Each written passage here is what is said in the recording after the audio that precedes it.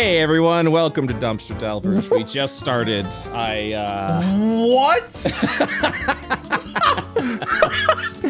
Oh wait, you're joking. I didn't hit the recording because I was trying to get the Fugi to work. And really, at the end of the day, I should have just given myself like the extra 3 minutes to make sure everything's set up before we go. So to be like, 20 seconds, we're good. Let's just go ahead and speed run it. Speedrun. We had a great bit right there. That was a great bit. Well, you know who's gonna get that bit? The YouTube members. You know who's not gonna get that bit? Everybody else. Join our YouTube membership. Welcome. Continuing to add value to everything that we do. Absolutely. My God. So what? God damn it. So what? Jesus Christ. We released today's episode, last week's episode of Dumpster Delvers as well, and had ourselves a very good time with that. As while I was editing, I went, you know what? Oh, that's right. I forgot. We're not going to talk about it here, otherwise I have to cut some shit. I went, hey, you know what? This entire last 30 minutes, we're just gonna cut it. I don't think I can include this on YouTube. I don't think I can include any of it on YouTube. It just made sense. It just made sense. Oh my God. The last 30 minutes, right. This history, it's a repeating saying. History is written by the victor. Yeah. What I need to do is start learning how to do editing so that way I can keep all of my evil bits. Yeah, let me tell you what was good. No, the evil bits were there. It's on the Patreon. It's on the 30 minutes. Yeah, it was when you were going on your funny joke tirade about. I am hilarious. Yeah, he was really funny. I don't want to get into it because even if I try to hint at it, it's gonna just sound worse than it actually was. Which was to say it was still pretty bad. And then it was heinous. It was awful. And then we talked about how often you use the C word, and then you and I dropped it 4 or 5 times. And then the only bad thing that we missed was the comment where the guy was going on a tirade about, woke and inclusivity ruining the TTRPG community with PDFs and all that. And I was like, yeah, whatever. We'll just remove it. It just makes it easier for me to fucking edit. Look, I don't do it to be an asshole, right? Yeah, I assume you're not being malicious. I'm not being malicious. I just know there are certain things that we are going to talk about that YouTube specifically is going to be like, we're not going to monetize that episode. And I go, yep, that's fair. I understand. I'll just say who does that. Shakes hand, walks out door. Understood. And even then, the unhinged moments are still going to be there on Patreon. It's still going to be on the stream. So you could be a YouTube member to do that. And that's behind a membership wall, so we don't have to worry about that. So it's not like it's completely gone. It's just, we got to play by YouTube's rules. And YouTube's rules forbid certain words and topics to be brought up and talked about. I don't know what to tell you, man. I don't know what to tell you, but we're going to find out if there's anything to cut or edit today. Man, I was trying to figure out what our super chat goal is going to be today for our on the YouTube side. I wanted to see if there was any unhinged comment. Well, hold on. Let me take a peek. Maybe I'm going to see if I have an unhinged comment. Otherwise, we could also do for the goal is, I don't know, roll a hardcore character for you or something and see how bad that's going to be. People like to see when the clicky clack dice is rolled, People seem to really enjoy that. But I don't know. That loses some of its substance. So I know it does. It was a stupid idea when I brought it up. I don't need you. I'm trying to think of what I could. I'm not fucking raking you over the coals. Yeah, I know. That was the dumbest thing I ever thought of. I'm sorry. It's not that serious. It's not that serious. Man, it's just, what am I doing here? What is it? What's the I did get a weird ass comment today, but that wasn't held. Let me take a look. Was it the one on one of the shorts? It was on one of the shorts. Yeah. Someone was telling me how I should be doing my shorts. Yeah. You saw that. I didn't know if you I didn't know if you had seen it or not, because I was gonna be like, hey man, check your shorts. I did. And I went, yeah, okay, that's fine. I was this close to fucking using my actual Crown DM YouTube to comment on it. I was like, I saw it and I was like, I could say something. Like, boy, what if I said something? What if I just lay into this dude? You know what? I don't really have a chat goal. If anyone has any ideas, feel free to join our Dumpster Delvers Patreon. And if you want to drop some ideas there for what we could do, because we had some pretty cool unhinged stories, but now I'm out. I don't have anything, and my brain's been kind of hazy. I'm trying today, to think of like experiences that I've had, or like things that are. I mean, I have like stories, but they're right. I don't think they're good. Like there's no like funny there's nothing like there's nothing worth to the it. Waffle House or anything. Yeah. Like the story I have is like I showed up on my first day of basic and my relief died in a car crash. Jesus, whoa. Like stuff like that. Like that's all I don't have fun stories. It's all like, you know. We'll think more on it. I didn't have to think this week. So no super chat goal this week because I don't want to I want to have some substance to give you guys for your rewarding contributions, and I got nothing this week, and give suggestions. Give us some suggestions. If you're not part of the Dumpster Delver Discord community because you can't afford the Patreon, that's okay. You can also do that. We genuinely could do. I think next week, like let's do some Crown Lore. Let's get a lore tidbit about yourself. You know, it doesn't have to be a happy story. We can even learn. It's gonna be a sad story. He's giving the pog face, guys. He's giving the pog face. I can tell the CPS story. What's CPS mean? Child Protective Services. Fuck, can we do that 2 times in a row? Whatever. I mean, I can always cut it out later. Yeah, man. Man, it's great. It's were you involved in this? Yeah. It involved a harrowing escape and evasion of the police while I was a child. Jesus! Yeah. All right. Well, okay, so I'm gonna say this right now for the VOD listeners, and maybe I'll put a prompt up or something. If the story suddenly doesn't, we'll do it at the end if we get the super chats for it. Understand that sometimes we just gotta cut some of these stories out. We do like to tell it the way it is, but also we got like to deal with like ads and stuff like that. But it's how bad is it? I completely forgot about it. Okay. Is it gonna ruin everyone's night, or is it gonna be? Ooh, you gotta think about that. You gotta think. I don't know. I don't know, man. How about? Yeah, how about we talk about it after, and we'll see if it's a good one. Sure, let's do that, and then we'll say that for deck. Yeah, I might look at it and be like, hey man, you sure you want to tell the story? This seems pretty fucking terrible. So we'll hold off. I don't want to rush to something and then be like, oh wow, well that's a harrowing. I mean, I am curious. I definitely am curious. Crowned. Before we get into all the stuff that we were going to do today, because today is going to be a pretty heavy TTRPG episode. We're going back to our roots, baby. We're talking. There's a lot of TTRPG stuff that came out this week that is related to the TTRPG sphere for those that are very much interested. But you brought up something to me, specifically talking about something that Discord's rolling out. And I have no idea what this is. You mentioned like there's some sort of new orb thing that's going to piss me off. I don't know. I am out of the loop. So please we have talked about it a little bit before. Okay. It was a hypothetical that you and I spoke of. Oh no. And my memory's shit, so I don't even remember what that was. We've discussed how, our Discord kind of going public and, eventually being sold off and everything like that will have repercussions. Of course.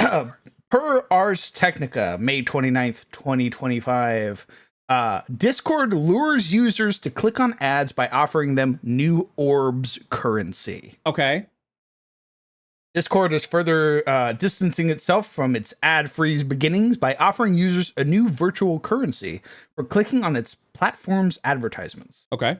According to a blog post this week by Peter Sellis, Discord's SVP of product, a small group of Discord users across the globe, can now earn orbs through play quests, which Discord announced in March 2024. It lets users earn in-game rewards by getting people to watch a stream or them playing a sponsored game. With enough orbs, Discord users can purchase items in Discord shop, including customization options in their profiles and credits for Nitro, a subscription add-on that offers features like 500 megabyte uploads and HD streaming.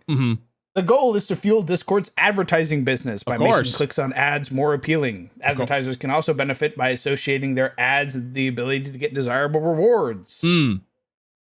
Let's see.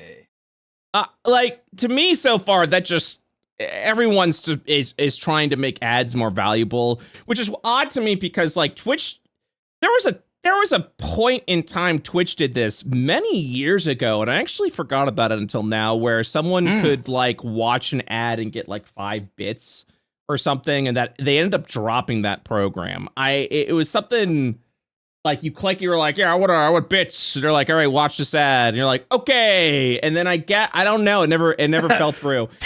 They realized the one dude who will just sit there all day unemployed, just fucking farming bits. But even then, it's like, you're essentially getting paid like 5 cents a minute. And you could do it like once every hour or once every half. It just it wasn't fucking. Okay, let's assume you're a bot farm, right? Let's just assume this. And you're just like, you somehow can do a 1 minute ad every minute and keep playing that for 5 cents, right? If we were to like multiply that, that's $3. Like, it's so like non-interesting. What honestly Discord should be doing with this stupid orb thing is add more value to Nitro. Is it called Discord Nitro? Is that what it's called? Because that's what Twitch. Yeah, no, Twitch has Turbo. That's what it is. And I would purchase Nitro if I could enjoy Discord ad free. It's why I purchased Twitch Turbo, is so I can enjoy Twitch ad free. It's why I purchased. If there's ads with Nitro, there is ads with Nitro. There's ads with Nitro. Really? Of course, there's ads with Nitro. I've got Nitro by being a Discord partner.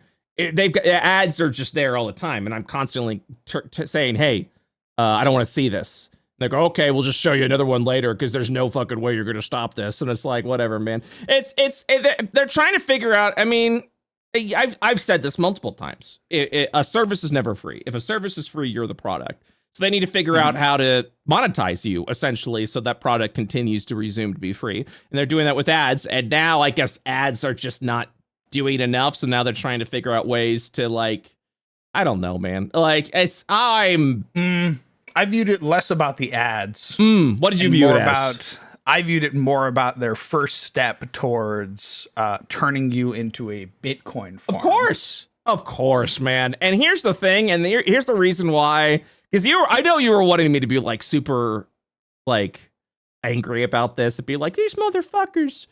This is the norm, dude. Like, I'm so the moment desensitized. I am, because I like Netflix did this shit. The moment Netflix, I don't know if it was Amazon or Netflix that introduced this. I think it was Amazon, but there was a point in time where one of these companies, right, was like, hey, it might have been Netflix. I don't know if it was our Netflix first. I feel like, and someone in the comment section of our YouTube or in the Patreon, whatever, correct me, because this all kind of started happening around the same time. I'm gonna go with Netflix. That Netflix introduced a new subscription policy that was cheaper. That was cheaper than the standard Netflix subscription. But the exchange was you had ads. You had ads on your content. Oh, yeah. God. Yeah, it was a while back. It was a while back, but it made sense because it was like this was when Netflix was still like $9.99. I don't know what the price was back then, but it was still like a good price than what it is now currently. And they were like, it was. I'm gonna throw some numbers there. They may be incorrect. You could get your standard like Netflix subscription for $9.99, or you can get a Netflix subscription for $5.99, but your content had ads.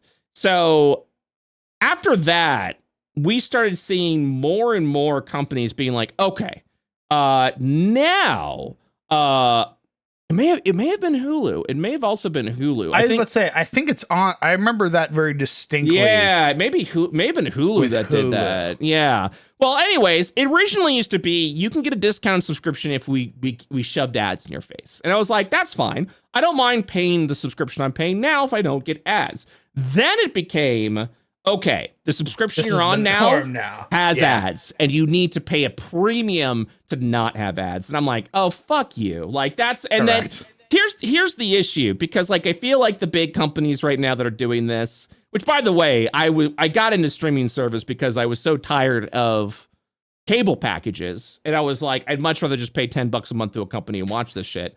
And then Hulu came, and I was like, all right, I guess Hulu too. And then HBO Max, and then Disney, and then everyone, now Paramount, and now everyone's got their own fucking streaming service that we're back.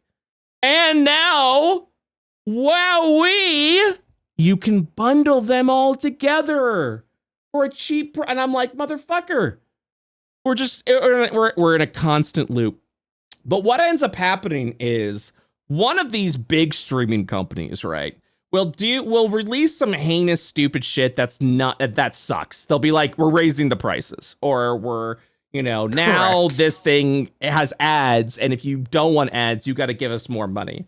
And then we're like, fuck that company. And then all the other companies go, yeah, oh, you're doing that? We're gonna do that too. Doing that. Yeah, we'll start doing that too. Let us in on that. So it's like it's some weird like monopoly pact that's not really a monopoly, because you're like, I'll take my business elsewhere, but when everyone's doing the same business, you're like, well, fuck, I might as well just stay here then, because like I don't know, man. Like it's this endless pursuit, and this is the failings of capitalism. I am a capitalist by heart. You can think of me as a scumbag for that, but I am a capitalist at heart. But unfortunately, this is the failings of capitalism, because at the end of the day, greed will just completely warp shit, and we are at that tail end of capitalism where if everyone's doing it, what's gonna stop? Why not I do it? And it's greed. It's fucking greed. And all it takes is just one of these companies to take a stand and be like, you know what? We're not gonna do it. We're just not gonna do it. Could you imagine if like Netflix was like, hey, we're introducing Netflix Classic. We're now Netflix Classic. And you're like, what is that? Well, it's just one plan, one price. You never have to worry about ads, and fuck everybody else. Do you realize how much money that company would make if they looked at all the other companies doing? Honestly, that would be the best long play I've ever heard, where everyone's like just becoming shittier and shittier and shittier. And then the person who originally started this shitty cycle went, yeah, we're just going to go back to what we were doing before. And everyone's like, what? And you're like, yeah, man. 500 billion % uptick in like... Honestly, that would be the play. That would be the giga play. Turn everybody against you, become like, have like the heel turn moment where you're like, not only can you not share accounts, our can't share accounts, by 250%. And you're like, whoa, yeah, fuck you, man. Yeah. And then after everybody else does it, comes back out. We're going back. It's $9.99. Yeah, like, could you imagine, like, what a play that would be? Because what is the Netflix? I don't even know what the subscription cost of Netflix is anymore. Subscription cost right now is premium. What's premium? Oh yeah, and now they have it like, you don't even get 4K. You get like you get stuck at 1080 at like the standard plan or something. Here it is. Standard plan is $17.99 a month. The plan offers ad-free content and allows for simultaneous streaming on 2 devices, along with the option to add 1 extra member. The premium 4 device. Oh, I don't even. Anyways, it would be awesome if they were like, okay, what's everyone doing? Like $20 a month. Okay, our prices are now dropping down to $14.99 a month, ad free, and that's it. And you could share. We don't care. Just go ahead and share. And then everyone's just gonna be like, what? And then all the other companies get to be. I could share. Yeah, like all the other companies are gonna be like, son of a bitch. Because now, like, you are the hero, and you got to raise the prices that you wanted to raise to begin with. You know, you just had to do like a 2-3 year long play, and now you've essentially raised your monthly subscription by 50%, and you look like a hero for doing it. Like at the end of the day, that, man, maybe it's just me being petty, but that is the play. And I really want a company to do that.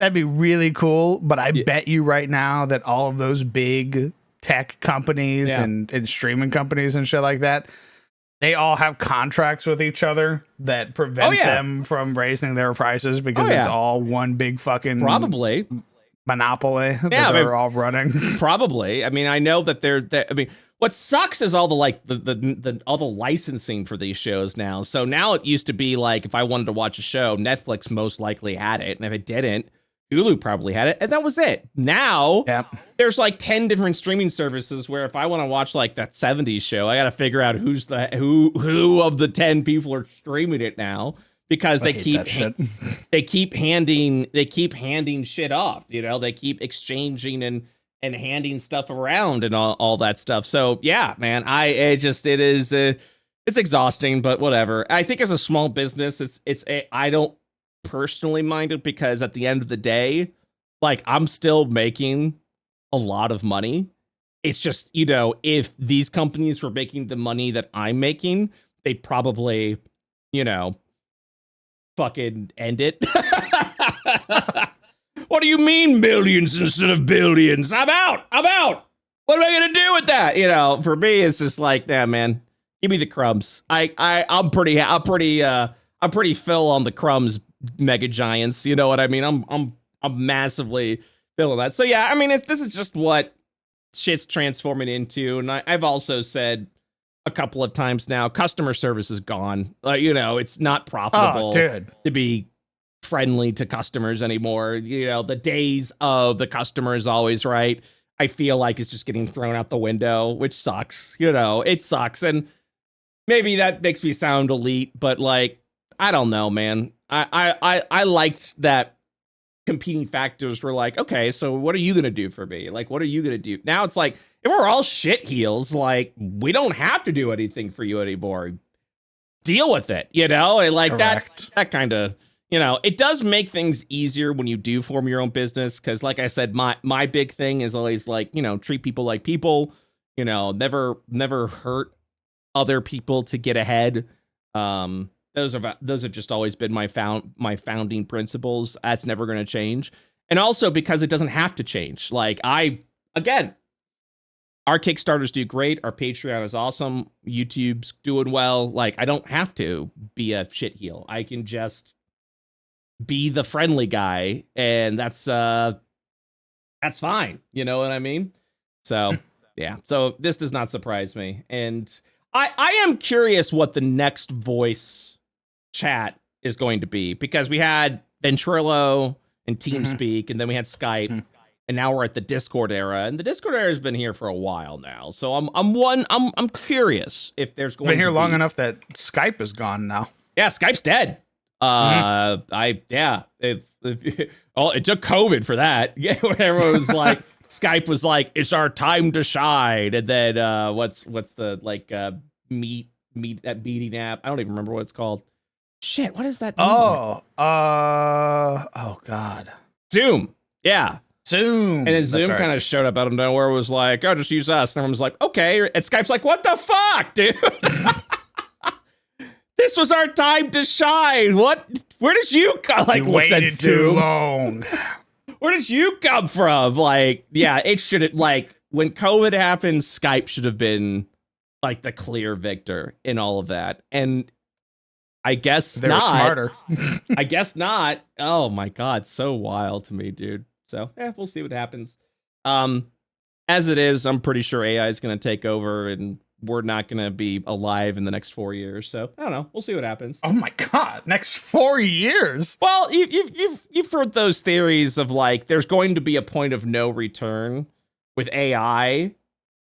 That I think like 2029 is like the final like that's it. Like AI, if we haven't gotten that under control, we will be, AI will have surpassed us in every freaking way that there's just no coming back from it, and now if there are no regulations put on it, there needs to be. It's I don't want to get political, but I don't know if this administration is going to be the one to do it. I really hope, but it's terrifying because essentially here's what's happening, right? AI has made leaps and bounds, and eventually what's going to happen, if it hasn't happened already, is, AI is going to become this sort of like research model, where it's like, okay, we as humans have done everything we can to push AI to its limits. Now AI has become so powerful, we are going to use AI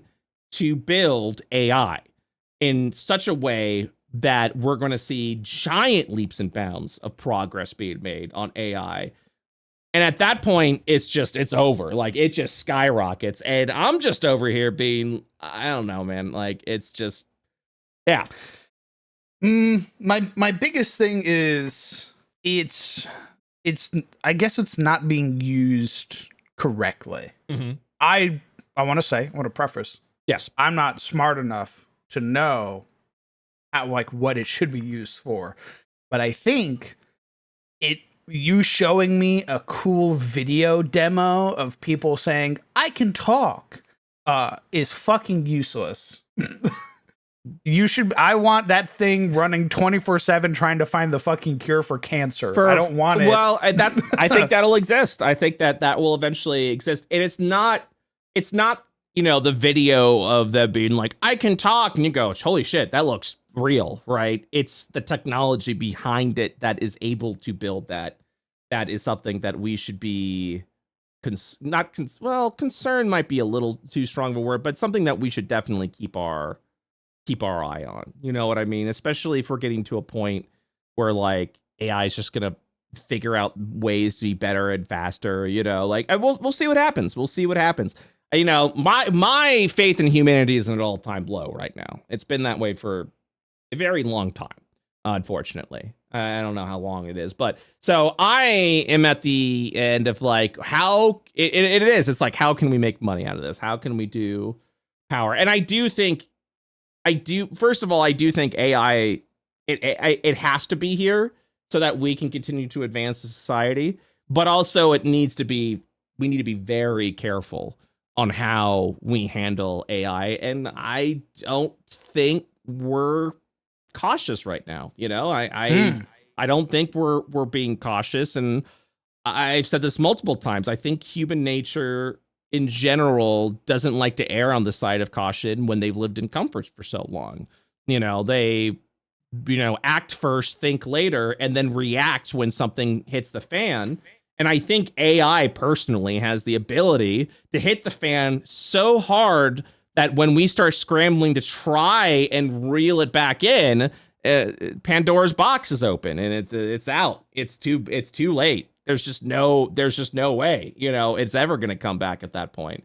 That's my thoughts. Those are my personal thoughts. I feel like we're a very reactionary species that we have to have shit happen to us first before we go, hey guys, okay, I see where we fucked up. Let's fix it. But I think AI has the potential to like be such a big fuck up. And I'm not talking about generative AI, I'm not talking about like, oh my God, it's stealing art from that, because even that is kind of like a bit of a head scratcher. And like I said before, I think we do need technology to get to a point to help us continue to advance as a society. It has always done that. It has always been that way, but we need to be considerate and cautious. And I don't know if we are yet or not. You know what I mean? I did see we passed a bill that's one of the few fucking bills I agreed with about deepfakes finally being illegal. Oh, there we go. Yeah, and like, yeah, I think it was a bill that was sort of like co-made by like the first lady, and I'm like, yeah, 100%. We need to get rid of these we need to make deepfakes illegal. Absolutely. Those are, and you know what? Like I said, I've always said this. Like, if this administration does something positive, I will acknowledge it as a good thing. Signing this deepfake is a good thing. Now, there are, from my understanding, some other parts inside that bill that makes it a little more nefarious than that. Unfortunately, I am not of the brilliance and knowledge to say what all that is, so please come to your own conclusions. But I do think the core section of the bill, which is like, hey, we should outlaw deepfakes, like, absolutely. You know, revenge porn needs to be outlawed. Deepfakes need to be outlawed. But more importantly, we need to find ways to combat that, because as technology advances, it's going to be very, very hard to tell what's real and what's fake nowadays. And it's just gonna be scary. It's gonna be spooky. It's gonna be very spooky. That's all I'm saying. That's what I'm saying. What are your thoughts? Like, am I spiraling out here? But like, you know, does that make sense? I mean, again, I wish I knew what the nefarious, like what because that's how every bill fucking works. That's what I'm saying. Like, every time a bill comes out, there's some little hidden thing in there that kind of like. By the way, business owners, in fact, you have to pay them tax money, and it's like a little paragraph at the bottom, and you're like, where the fuck did that come from? Yeah, there's always some shit like that. So it's like, I don't really know like what per se. But I'm glad that there's something being done about the like deep fakes and like that. I mean, that was my biggest thing. It was like, cool that there's laws, and that's good. It's not going to stop people from doing it, because I mean, we've seen it firsthand. Like, gun violence is, you know, like, I'm a big Second Amendment person as well, but like, I also believe that there should be regulations and the like, but that's not going to stop, you know, bad people from doing what they're going to do. And oh boy, getting into this conversation. I don't think that it's exactly what you're saying. There needs to be regulation, but it's not going to stop bad people from doing it. And I agree with that.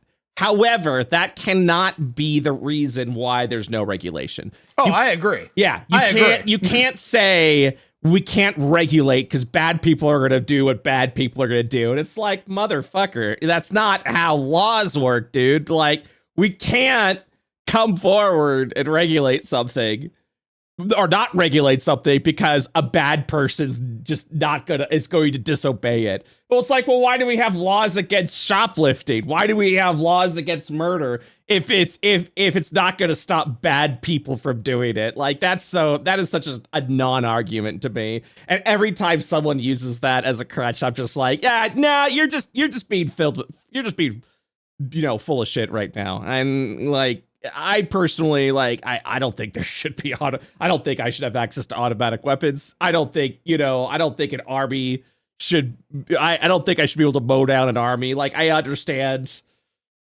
the Second Amendment and self-defense, and obviously, you know, my beliefs on guns in general are just like, you know, guns are scary. That's just my takeaway. Guns are scary. Guns are scary to me. And I do think, along with that, going back to AI needs regulation. It needs regulation so that we are ensuring that it's being developed in a conscientious and meaningful manner that's not going to fuck over the entire world in the process.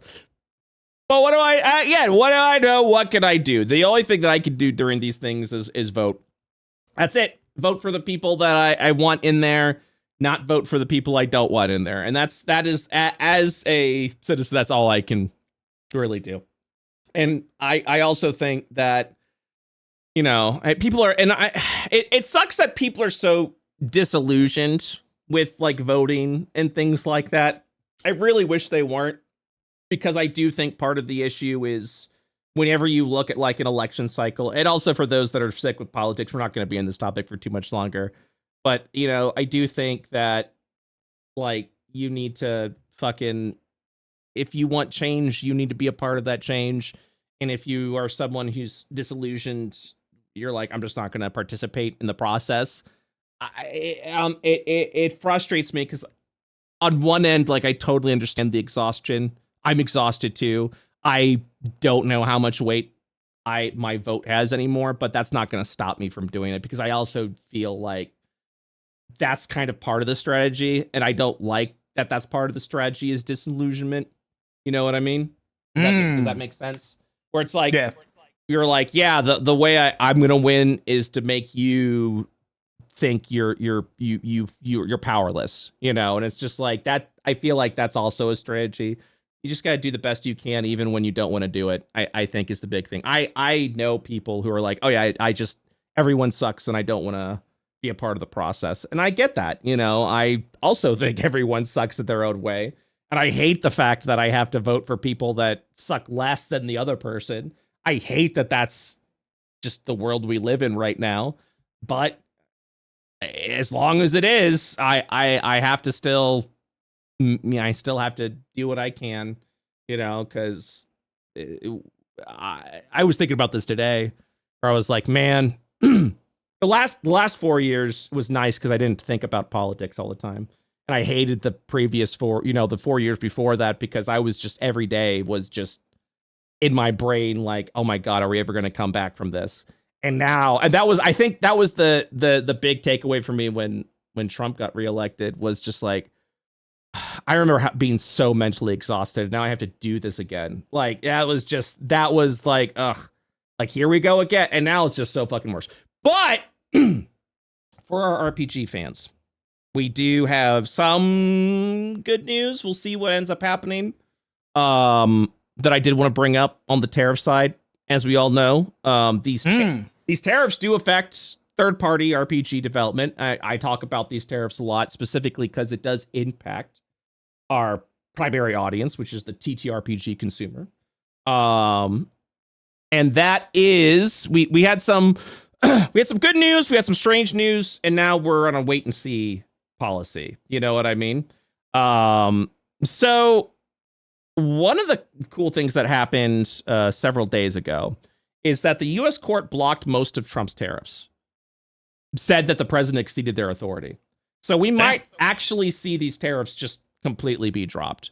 A federal tribunal blocked the majority of President Trump's emergency tariffs on imports on Wednesday, effectively pausing his tariff strategy authorized under emergency powers. The court determined that Trump exceeded the powers granted under the International Emergency Economic Powers Acts of 1977 by imposing tariffs, ruling against his use of emergency authority in this context. The ruling demands the administration rescind the tariffs within 10 days, but permits some tariffs imposed under a different trade statute to remain in effect. The court ruled that the president's powers over the IEEPA does not extend to imposing tariffs through the worldwide and retaliatory tariff orders. The decision challenged the legal basis of Trump's tariff strategy. So some good news is the courts are kind of stepping in to be like, these tariffs are bullshit and they just need to be rescinded. The problem is right now, the day after that, they were reinstated by an appeals court. So Trump essentially appealed it, and the appeals court went, all right, we can put it back in. But it's got a little bit of he needs to essentially prove to him in like, I think a week's time, why these tariffs are not against the law. You know, he's got a little bit of wiggle room now. So we'll see what happens next week. Like, obviously, I hope for the best. I also know that politics is exhausting, so I don't know if it will go through. But yeah, on May 29th, the federal appeals court reinstated the tariffs. The reinstatement came after lawsuits filed by small businesses and 12 Democratic attorney generals challenged President Trump's use of emergency economic authority. A day earlier, the Court of International Trade blocked the tariffs, determining that the power to levy tariffs lies exclusively with Congress. The appeals court lifted the trade court's injunction without providing an explanation, which is frustrating. while White House spokesperson stated that decisions on managing a national emergency should not be made by unelected judges, which is the argument we keep hearing. The rolling laws tariffs to continue temporarily, so creating legal uncertainty and maintaining concerns from economists. So we'll see what happens. We'll see what happens. You know, the tariffs are still being talked about. Another big thing that happened today that's kind of concerning is Trump says that China apparently totally violated the agreement with the U.S. and tariffs. He didn't really give any specifics as to why, but there is a fear that, you know, now we're going to see the big tariffs come back. So I don't know. We'll see what happens. There definitely is some action happening on both sides. Obviously, my wish, right, is that these tariffs be completely rescinded. I don't think, what do I know? But I mean, right now it is definitely hurting a lot of businesses, small and big, because we live in a global trade society, you know, and I also am just really kind of against this mode of like withdrawing ourselves in and becoming more isolated off the world stage. I don't like that just in general. You know, I also don't like how we're being good. Yeah, I also don't like how we're being perceived by the world and how essentially the world is like, we're just going to go on without you. And it's just like, I don't like that. I don't think we should be doing that. You know, I think you can be patriotic and not be isolated, but we'll see what happens. We'll eventually see what happens. But yeah, so back and forth with the tariffs. This does, of course, leave a lot of RPG projects and TTRPG projects in flux while we're still doing the sort of wait and see of what's going to happen when it comes to manufacturing and shipping TTRPG books and products over here.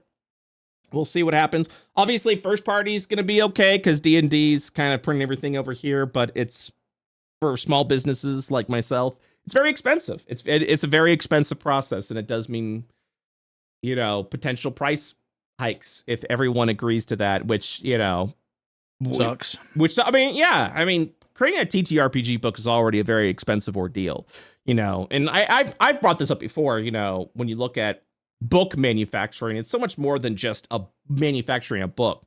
It's, you know, hiring, commissioning artists and writers to get that book made. You know, it's a very expensive ordeal. So having manufacturing be affordable is a very important piece of that puzzle. And if we don't have that piece, it just blows the thing wide open. It's very interesting because like D&D has been releasing, like Wizards of the Coast has been releasing a lot of documentation on how, like a lot of support on how to make products using the SRD. They've been releasing a lot of stuff, and I'm thinking they're going to be well, tinfoil hat time. I think they're going to be rolling out. Very good. Yeah, they're going to be rolling out a new system with D&D Beyond to publish your own products through D&D Beyond. Oh, interesting. I is what I theorize. I think money. Yeah. Oh, of course. It's not going to be a free thing. And it's essentially what's happening here, if I'm correct, is I think Wizards, it's kind of clever. It's kind of a clever method of how they went about it. Because the OGL debacle in 2023 with the SRD and things like that was a very aggressive play by Wizards. It was essentially saying, hey, you're going to give us, 10% if you make over a certain threshold of money. You're going to give us some of that money.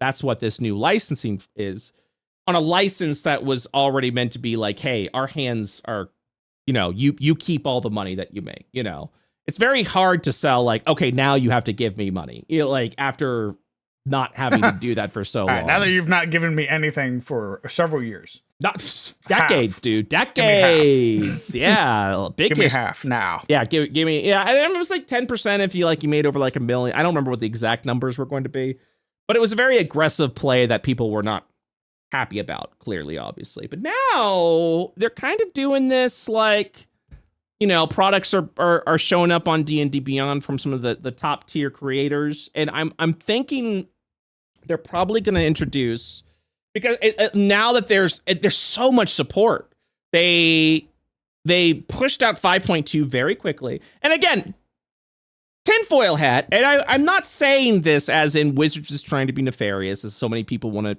to sell it as. But like they pushed this SRD very quickly compared to like other SRDs, which is great, which is absolutely wonderful for third party. I'm extremely thankful for that. And they just released a conversion guide from SRD 5.1 to 5.2, so you can convert your products over to the latest version of 5e, which is also, again, these are extensive resources to post and do that. You know, why do that if you don't have something to gain for it? So I'm thinking some point this year, or maybe early next year, they're going to reveal some sort of D&D Beyond marketplace where you, much like the DMs Guild, can sell your goods on D&D Beyond, like sell your books, and D&D, you know, Wizards of the Coast is going to take a percentage of that, probably 30%, I would imagine.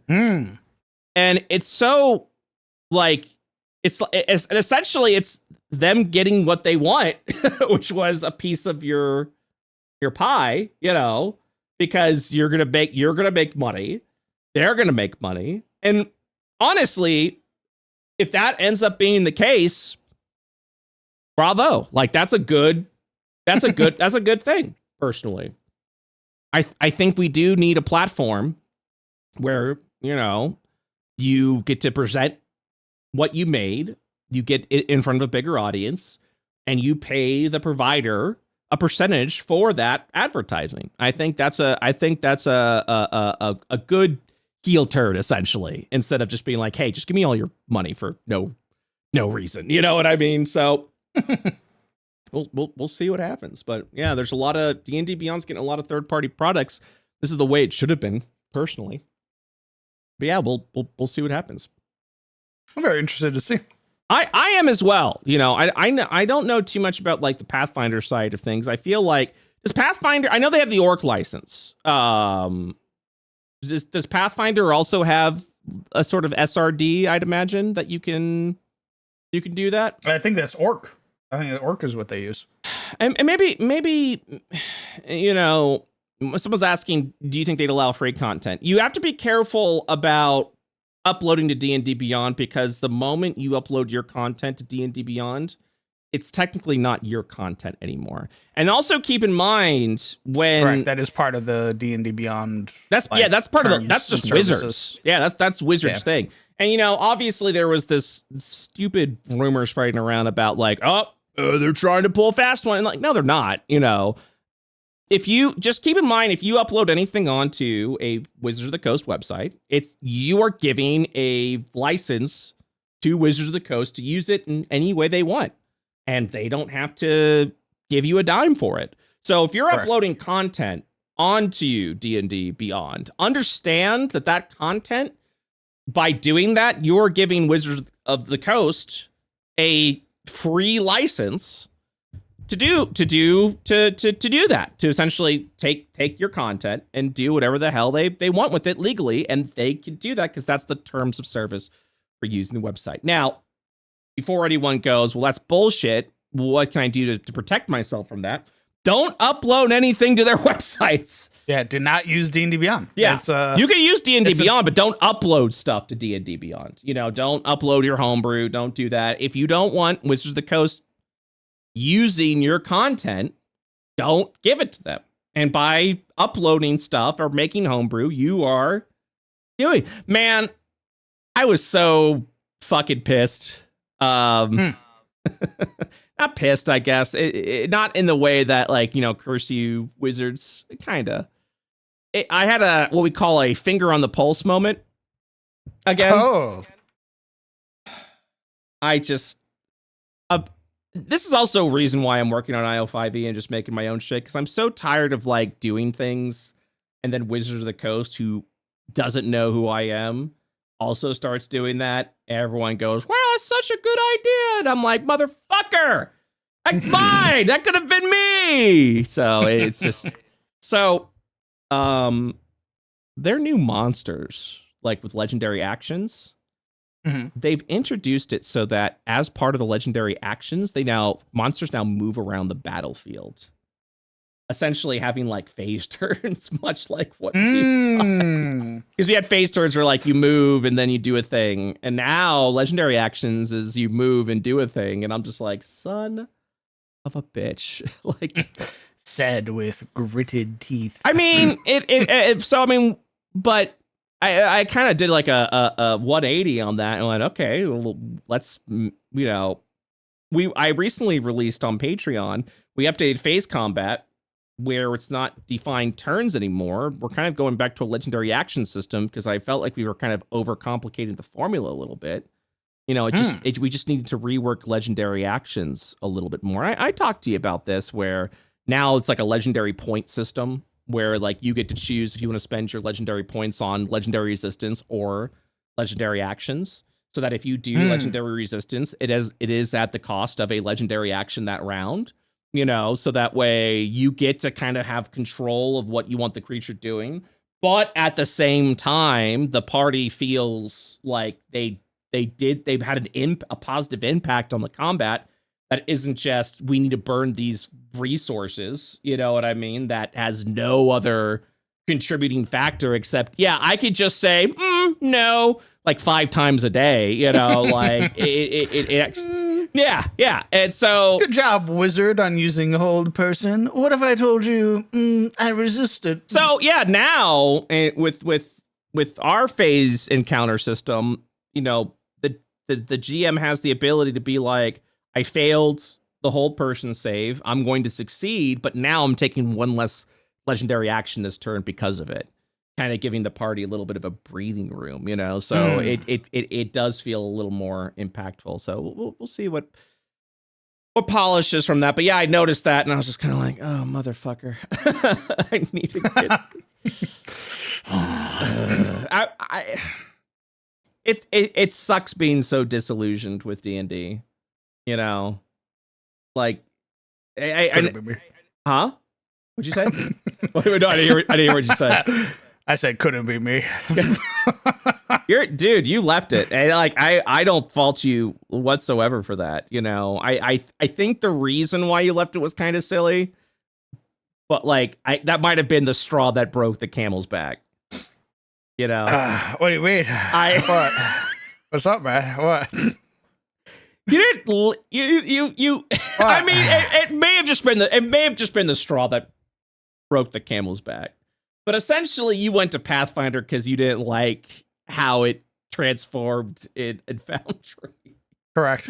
And to me, like, that seems you fucked with the one thing that I used all the time, and for that, I wish nothing but woes upon you. To me, like May your fields be salted. May you never prosper again. Maybe. I hope for making me feel like an old man after using your product for like 10,000 hours. Yeah. I wish nothing but woe upon you. I think for me, like, to just change an entire system because of the way a Foundry module kind of didn't do the thing you wanted it to do anymore is kind of an overreaction in my mind. No, I could have done worse. How could you have done worse? I could have done worse. How could you have done worse? I could have said fuck it all. Wipe my hands of it completely. Fuck it all what? What do you mean by that? Fuck everything. I could have said fuck everything. What do you mean fuck? You gotta be more specific than that. I could have just been like, I'm done. Done with what? Like playing D&D in general? Yeah. Oh, you're making it about me now, is what you're saying. I could have said, I'm not playing your games anymore, Brett. What do you feel about that? Huh? How do you feel about that now? Are you on my side now? You on my side right now? No, not that. I just, I don't know. There was a moment where I kind of, because I do a thing where I'll come up with an idea, and then I'll probably start that idea, and then that night, I'll rethink it. So okay. I'll put in work on something, and then I'll that night I will begin kind of like processing all of my emotions now that I'm not on the high of working on that thing. Good, yeah. and I'll start being like, okay, is it worth it? Is this something I should be doing right now? What other things do I need to be doing? Can I overcome the thing that caused me to do this thing? So in that instance, it was, I want to say it was pretty much a month straight of me being more and more and more frustrated with like quality of life features and intuitive, like ease of access, like portions of it that were just being stripped away from me. In the module itself. Correct. In the 5th edition module that the WotC now co-writes or whatever. We need to figure that out. Like, we need to figure out who actually authors that. It went from being, okay, a monster. You want to make a monster? Okay, here's the monster stat block. You wanted to have an attack. You hit this button, and then you input what stat it uses, what damage type it uses. Is it a natural weapon or like a melee weapon? Or it was all in the same place, yeah. It was all right there. There was no weird drop downs or anything like that. It was all incredibly simple. It was so simple that I was getting into the nitty gritty where I could learn how to re-roll a dice attack. So when I brought back like brutal from 4th edition, I could translate brutal into the 5e module. So it's like, hey, when you roll a crit, you max damage it all the time. And then WotC got their hands on it. And suddenly I can't put in those macro codes anymore. Suddenly I can't put in that the monster does this or does that. I can't change a monster on the fly, which is something I do all the time in combat. Yeah. Where like I go, it'd be really fun for this creature if this creature had a dash ability. And then while we're in the middle of initiative, I'm inputting a dash ability on the creature that takes 5 fucking seconds. But now, none of that shit works. Yeah. And I feel like an old fucking man trying to navigate the internet sphere, being like, where the hell is the damage on this? Like, it's 6 drop downs. I have to go into a menu to go into a menu to go into a menu. Yeah. And I'm like, who is this for? And it was a moment where I got so frustrated, and I know some of my players were in the Discord call when it happened, where it happened during a stream where I was trying to make a monster, and I just said, I was like, fuck it, I don't want to do this anymore. Yeah. And then that night I went to bed and I kind of sat in my bed and I was like, okay, am I done with like TTRPGs? And I went, no. I want to still play TTRPGs. Interesting. So you're kind of like going down the levels. Correct. And I'm like, okay, I'm not done with TTRPGs. I still want to run my world. I love my world. I love playing with my friends. You're laying there, just be like, okay, do I want to stop breathing? No, okay, correct. I definitely want to keep that. Okay, TTRPGs. Am I done with TT? Okay, no, I definitely want to keep doing it. Okay. Yeah, it's a little check, like, because you gotta like. Fair enough. Human brain is a very emotional thing, right? Yeah, like I have to process all of my emotions, and when you're like frustrated like that, there is some part of your brain that's like, fuck it all. Like, why put the effort in if it's, if it causes you so much frustration? You kind of have to go into like a diagnostics mode of like, what is pissing me off right now? Like, what is it exactly? I eventually found out that it was my feelings towards 5th edition, where it was like, or the 5th edition module, where it wasn't intuitive anymore. And then I had there was 2 scenarios there. There was one where I was like, actually start 3. It was either I roll back and I forego all future Foundry updates, meaning all the quality of life features, all the bug fixes, all of the lighting adjustments, all of the cinematic things that make watching a game very fun. I'm forego those entirely. I roll back to like version 10, which is like the last time that before WotC got its hands on it, and you get all of that stuff. And I went, that's a lot of work. That's a lot of work to roll back and keep and to have modules to go find version 10 modules. Yeah, because some mod makers just delete their previous versions. Oh shit. So you lose if you have one that you really like and they're not like a gung-ho mod maker, they might just delete it entirely and be like, fuck it, use version 12. Like, why do I care? And I was like, okay, I don't want to do that. That's fair. Do I want to keep playing it? I could just suffer through it. I could just suffer through for the sake of my players who want to keep playing 5th edition. Because all of my players liked 5th edition. Yeah. And then another part of me, which is what eventually kind of like became the most prominent thought, was, oh boy, howdy, do people talk about Pathfinder a lot. See what the hell this is about. And then I went, but a lot of people said Pathfinder is not easy, and it kind of, it's not intuitive.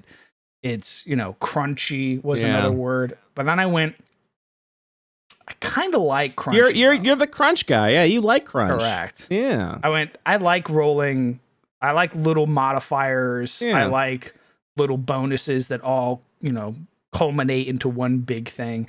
So I started watching videos that night. And one of the ones that I watched, which I kind of watched in the past, which I think is responsible for turning me off from Pathfinder altogether, was a video from a YouTuber named like Puffin. He was like a prominent like 5th edition kind of like YouTuber, like artist who makes like little like clips and everything to go along, like when he retells stories.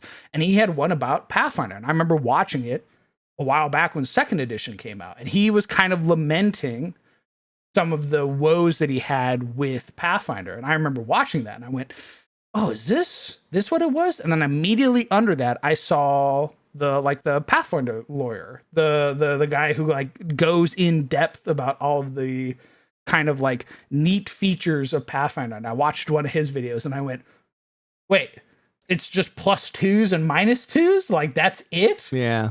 I could do that. My friends can do that. Yeah. And then I immediately went to my friends, and I was like, Please.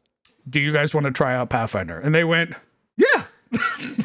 I think you and I overthink things when it comes to our friends, and exactly like, how they respond and react and all that. Correct. When ultimately, at the end of the day, where we go, hey, you want to do this? People go, yeah. Like, I just want to spend time with you. And you go, what?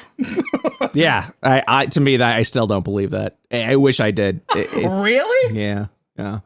It's why the fuck? Why else would I be hanging out with you? Oh no, you are like one of the few people that I'm like, yeah, Crown wants to hang out. That's a big thing for me, is if I can look at our friendship and be like, just no doubt in my mind, like, oh yeah, Crown wants to hang out with me. Cool.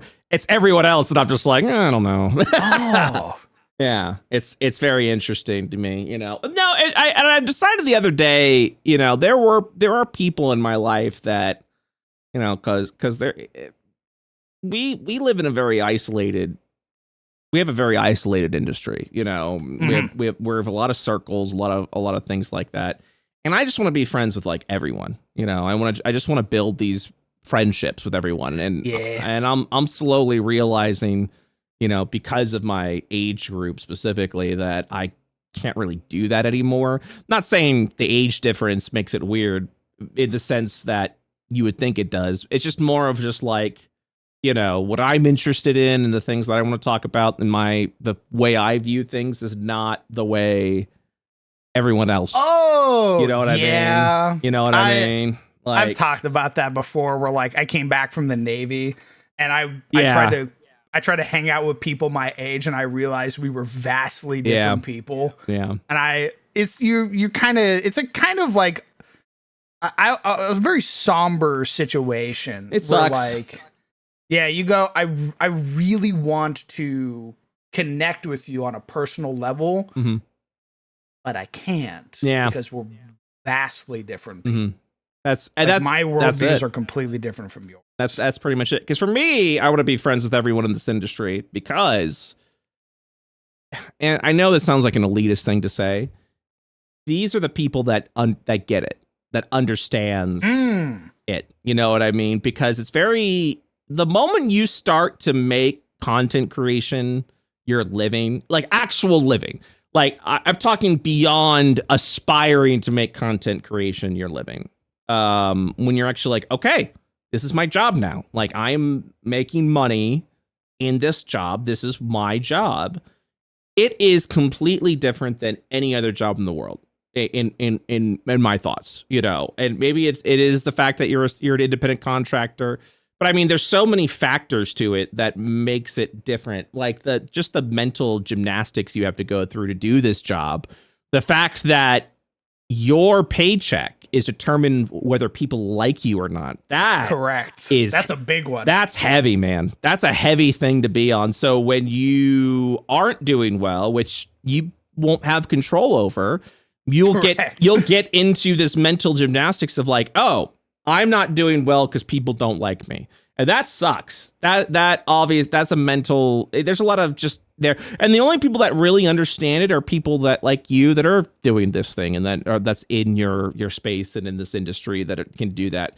So when you try to like connect with people who aren't in the industry like you are, it becomes difficult because you've essentially become a different person. And when someone comes to you and is like, oh yeah, man, like I had to like, you know, I went to work the other day and it was just so frustrating. My boss was being a real tool. And then I had this customer and blah, blah. I'm like, maybe once upon a time I could relate to that. I can't anymore, you know, because like, hey, I gave everything I had into this project and it just blew up in front of my face. And that's just time wasted. You know, or like, hey, ad rates are down and because the platform went in a different direction and advertisers don't want to do it. So I have to figure out a way to like open up a new revenue. Like these are just shit that no one else really gets or understands, you know? And again, I know it sounds elitist to say that, but it like the moment I got into this industry and really started to like go all in, like my worldview changed completely. Like I can't explain it. The moment I started like making content on YouTube and like started doing that on a daily basis and being like, I have to do this every day because that's what you're supposed to do. And blah, like the moment, like the worldview like completely changed. So it is. It's just like, I've been doing this now for going on, it's been 10 years now that I've been doing this in some way, shape, or form. So yeah, but also for me, it's just people are kind of like, I've talked about this before. People are a little guarded, and it is because you're not really sure what everyone's true intentions are. You're not really sure what anyone wants to try and get from you.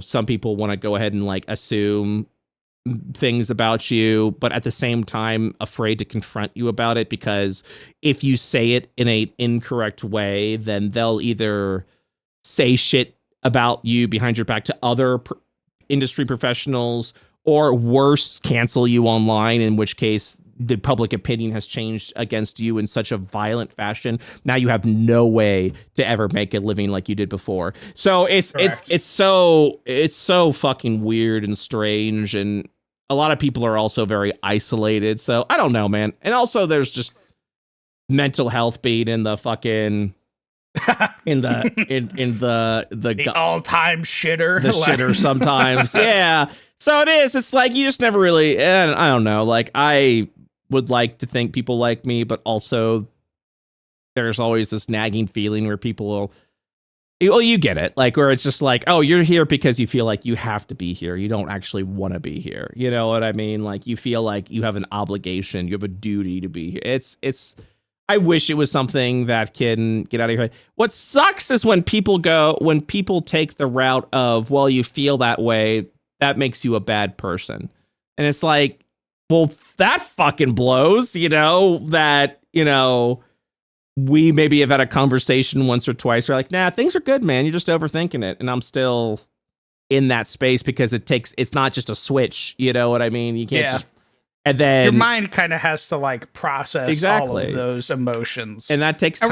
We're not rational. We're not really rational beings. Yeah. We're very emotional. Yeah. So if I get it in my head that you don't like me, some part of my brain is going to hold on to that and be like, no, they're just putting on a face right now. They don't really. You gotta take that time in. You gotta. Correct. So, but there was like some bad. I thought it was a bad take where someone went, okay, but we're not going to be friends anymore because you're still thinking that way, and you're just like, what? And you're like, remember, it's a toxic friendship if people perceive you as being toxic. And you're like, what the fuck? Like, that's not what's happening here. This isn't about you, you know? And it is like, I think the other day I made a post where I just said flat out, you know, if you're ever curious why I vanished from like your channels or I'm not talking to you as much anymore, it's because I got to look out for me and I'm putting energy into a friendship that I'm not really getting anything back from, you know?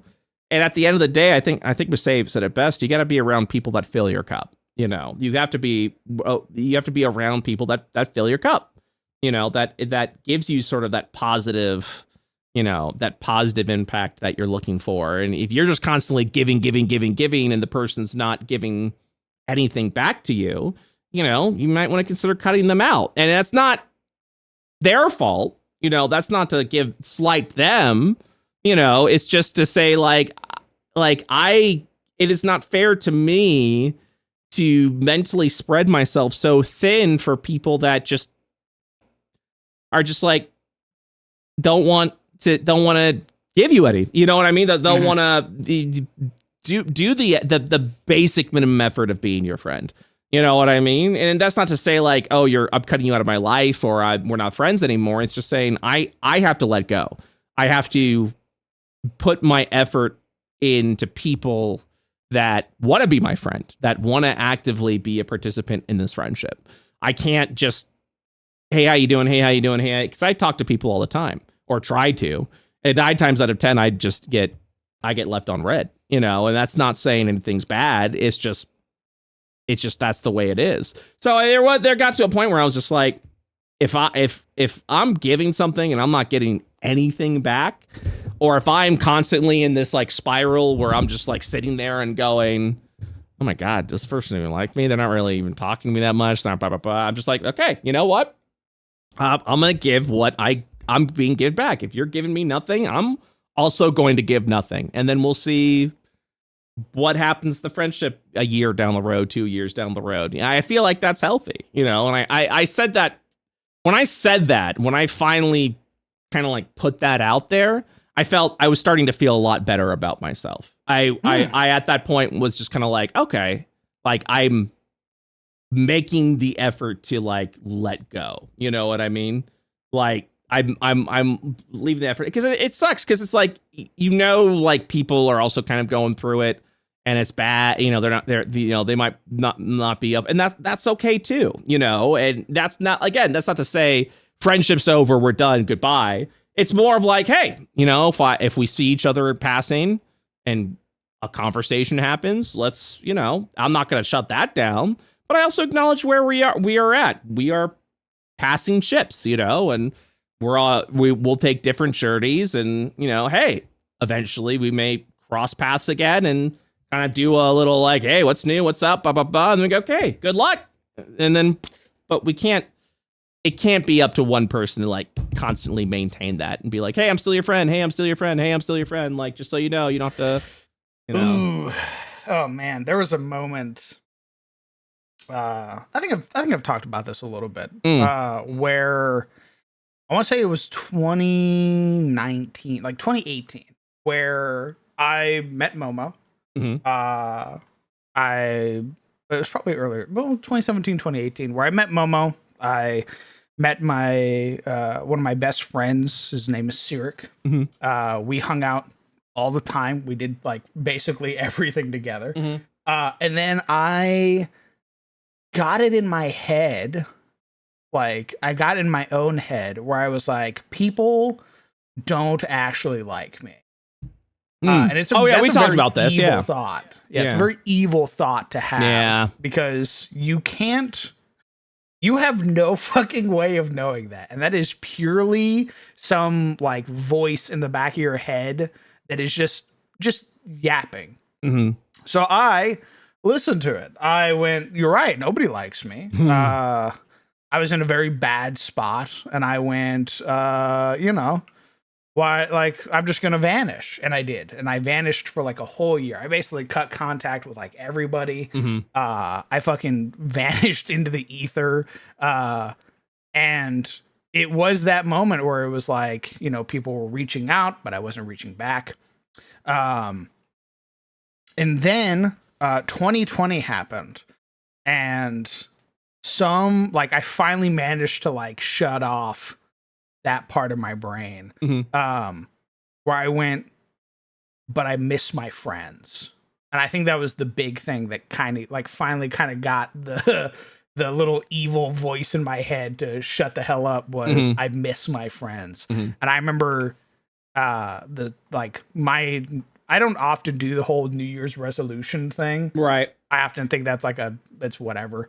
But I genuinely was like, my New Year's resolution this year is to make amends, to try to get back into people's lives. If nothing else, just so that way they know that I'm alive. Right.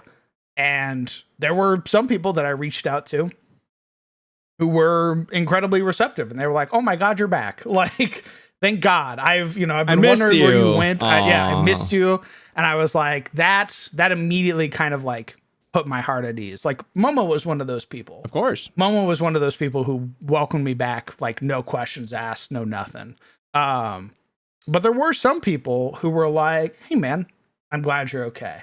But that friendship that we had before never kind of came back. It was, there's now always like a noticeable difference. So just like you said, the kind of like passing ships, like, oh, maybe there's a moment where you and I might have something to talk about. Right.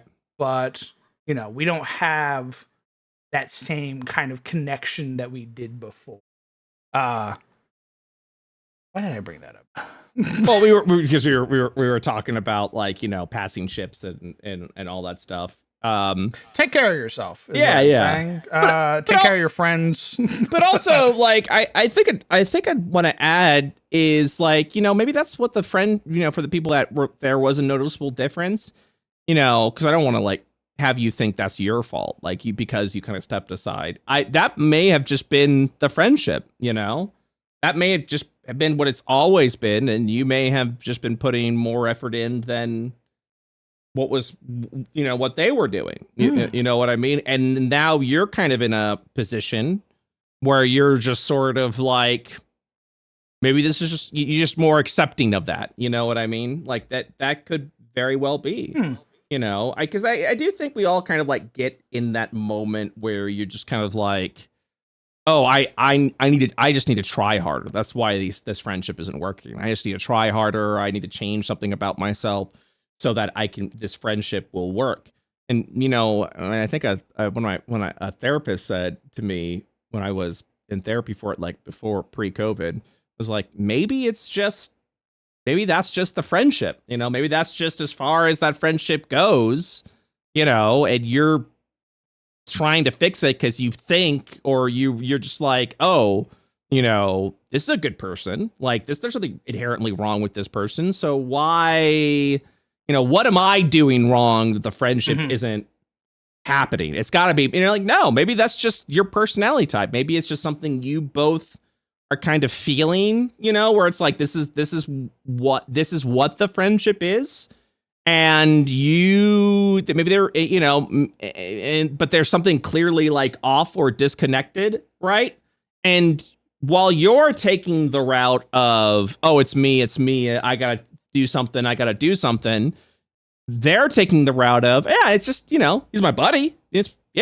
I bet, like we're good, we're close enough, and because he can't be best buds with everyone, and sometimes personalities clash, and sometimes that's just the connection has gone as far as it can go, and nothing you can do, say, or try will fix that, and you do have to kind of let go. And since you stepped away from that for so long, and now you're back being like, hey, I'm gonna touch base and see where everything is.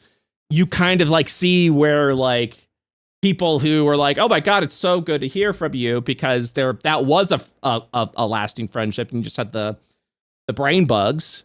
But then you have other people who were just like, hey, oh yeah, good to hear from you. Yeah, blah, blah, blah. And because that's just that was the friendship, that's just what it was. And now you're taking that chance and an opportunity to, now you're realizing that, that's just what it is. And you're kind of having to come to a point of like acceptance about that, and obviously I'm not a therapist. Like, don't take what I say, this is to our audience, worth a grain of salt.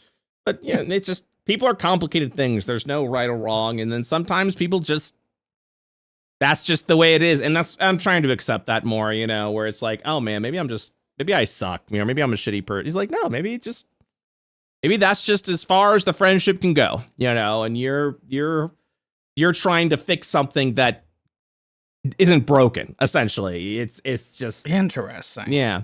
I don't know, something to think about. It's that's just something to consider. And again, I'm not saying that to be like, oh, that's that dude's fault, fuck that guy. I'm saying that as sort of like don't blame yourself. Maybe that's just the way it is, because I've definitely had to like cut more recently, like toxic friendships that were insanely toxic. I won't go into it, and I won't say who those people are, but like there are people that I had to like think about being like, this is a bad friendship, like this is a very toxic sort of friendship, and I need to just cut that out of my life, and it's never good when you can kind of pinpoint it like that. It doesn't, well, you never pinpoint it right away. Like it's something that takes a considerable amount of time. And normally you can kind of see it when you're away from it for a period of time, and there are times where I'm just been like, oh, now that I'm away from it and I can actually kind of see it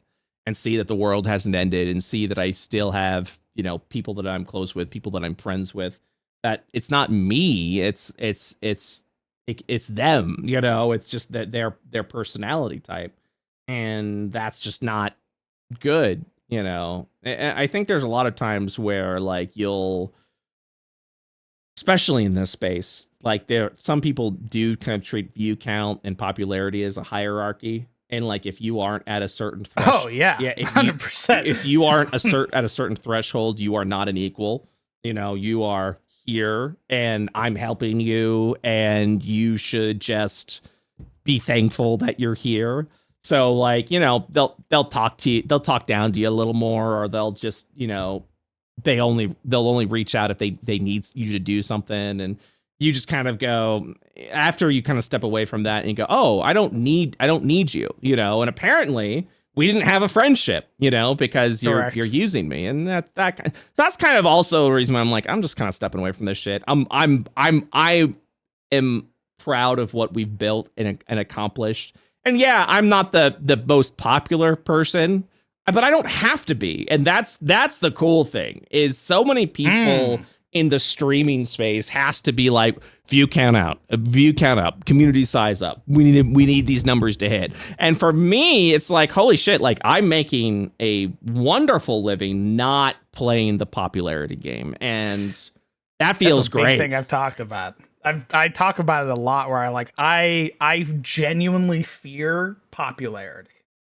Because I like being able to hang out with my community. I like being able to just kind of like be like, hey guys, guess what? It's Brainworms time, and we're gonna make a sci-fi setting now. And everybody goes, yes. I mean, I think as you continue to build yourself and build your community and build out, that is just a side effect that's gonna happen, But as long as you set those limits in place early and often and ahead of time, you know what I mean? Like you'll be fine. Like for me, I have always established, who I am and what my relationship is to the audience. I say flat out to my audience, and I'll say to our, this audience right now, I am not your friend. Do not come at me like I'm your friend. Do not assume you will be my friend. That is parasocial. This dynamic we have is I am the entertainer, and I will happily create entertaining things for you, but do not assume that is an invitation to be my friend, because that's not, nor will it ever be that. I'm a big advocate on, talking about parasocial relationships and how not only is that a thing dangerous to the entertainer, it's dangerous to the audience member as well, as someone as someone who could potentially be taken advantage of. There are plenty of like streamers and content creators, entertainers who have taken advantage of vulnerable audience members who want to give and give and give because they're getting that attention they so crave. No way, Jose. Like, absolutely not. So I established that right off the bat. I love creating content. I love the fact that I'm in a design role where I can do that. And I especially love when you like the content that I make. I love that. It shows that I'm on the right track and we're doing that. But please don't take that as an invitation to try and be my friend, because I know it's probably not going to happen. I'm a very closed off individual. I choose the people I hang out with carefully, and I won't let a stranger in my life to be my friend because they enjoy the content that I make, and I think that's very important to establish and say right out and say frequently. And I say that often. And I think because I have those barriers in place and I'm very vocal about those barriers, that will always stop my popularity growth, as it were, because I do feel like you do need a little bit of that parasocial element to become popular in this space. You do need to kind of like throw those considerations to the wind so that way you can gain popularity. And I know there are people out there that I won't say names. I know there are people out there that have said, I need to present myself as single, otherwise my business goes under. And you're just like, Jesus. And I'm not talking, and for anyone who is assuming gender, I have heard that from every part of the gender spectrum. I have heard people say, I need to be presented as a single individual so that people think they have a chance that they can get with me. And that is how my community grows. And that to me is just gross and disgusting. And I don't like that. I think that is dangerous for everyone involved. Smooth my robot. Hey, I am single, by the way. But guess what? You probably wouldn't like me as your boyfriend. You probably won't hear from me from like 3 fucking days in a row, because guess what? I got brainworms and I'm working on a map. So yeah, man. I mean, that's just, I think, establishing that often kind of sets the expectation. I set that expectation very often. I don't stream as often as I used to. No, and I'm very glad I don't. It's it is that. I talked about it last night with one of my mods, where the conversation came up where it was like, you should, like, well, how do you feel about X? How do you feel about Y? And I was like, I don't care about them. Oh, like other creators. Mm-hmm. Yeah. Well, it was other creators, and it was like people trying to like gain like a foothold in like the community. And I was like, I don't care about them. And it's like, what do you mean? I was like, I'm very tribalistic. I believe in tribalism because I practice it every day. I have my homies and the people I care about very deeply, and everybody else, I don't care. Yeah. Yeah. It's like, I care about my community. My community, I care about you. I like you a lot. Same. My friends, I care about my friends deeply. If you're not part of those, I don't care. Yeah. Yeah.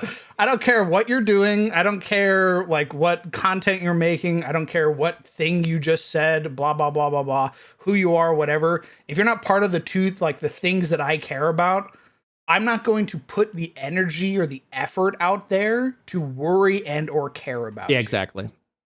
And even here's another thing too. Even if you join those groups, right? Like even if you are a friend, there's a moment where I kind of have to like vibe with you. Yeah. 100%. Like, there's like the whole tiers of friends list, and I'm sure people know this, right? There's like acquaintances, yes, where it's like, hey man, we've talked twice. Crowd's friendship is a reputation bar in World of Warcraft. Correct. Hey, we are. What have you done for me recently? We are neutral terms right now. I will not get in a fist fight for you. Acquaintances, I'm going to interject on the fight. You know, be like, hey, stop it. Hey, if we're friends, if we're friends, even though I'm going to get my ass kicked, I will help you fight whatever thing you're fighting. Yeah. And then afterwards ask you, hey, man, why the fuck did we get in that fight? Because my ass got beat, by the way. Hey. And it's like, oh, because he said some stupid shit. And it's going to be like, well, maybe don't do that next time. But, you know, I'm there for you, right? That's kind of like I do also want to say, like, I'm definitely not telling our litter bugs as well as our community, hey, fuck you. Like, I just want to make sure that no, not at all. No. Like, obviously, we like also, litter bugs. You're also part of that. Yeah, we like doing this, and we like doing this for you. You know, we have an entertainer's mindset. We enjoy being that. I feel our role is super fucking important in the grand scheme of things, because I do feel like distractions like this are very important, especially if you're having a bad day. Like, I take great pride in what I do, and I hope that we do brighten your day and have given you we've given you something. I do enjoy giving to people, and I even if you are someone I don't know, like, it's just the fact that if we're, you know, creating a positive impact and hopefully, you know, giving you a lesson along the way, I think is very important to me. But I think it's also important to establish boundaries are healthy, you know, and like there will always be these boundaries, because it's good for us, but it's also good for you. And I think this was an issue that happened a lot, like especially during like early YouTube, until a lot of people started getting outed as fucking creeps that were soliciting nudes from fans and things like that. Jesus, man, that happened a lot. The amount of times I've been like, man, I wonder what happened to my favorite content creator, and I pull up my phone, and it's like, behold the list of crimes this man has committed in the last 10 years when you weren't watching him. And I went, oh my God. Yeah, there a lot of early YouTube kind of like, you were married. Yeah, you were married. You have kids. They treated their position as sort of like a perk.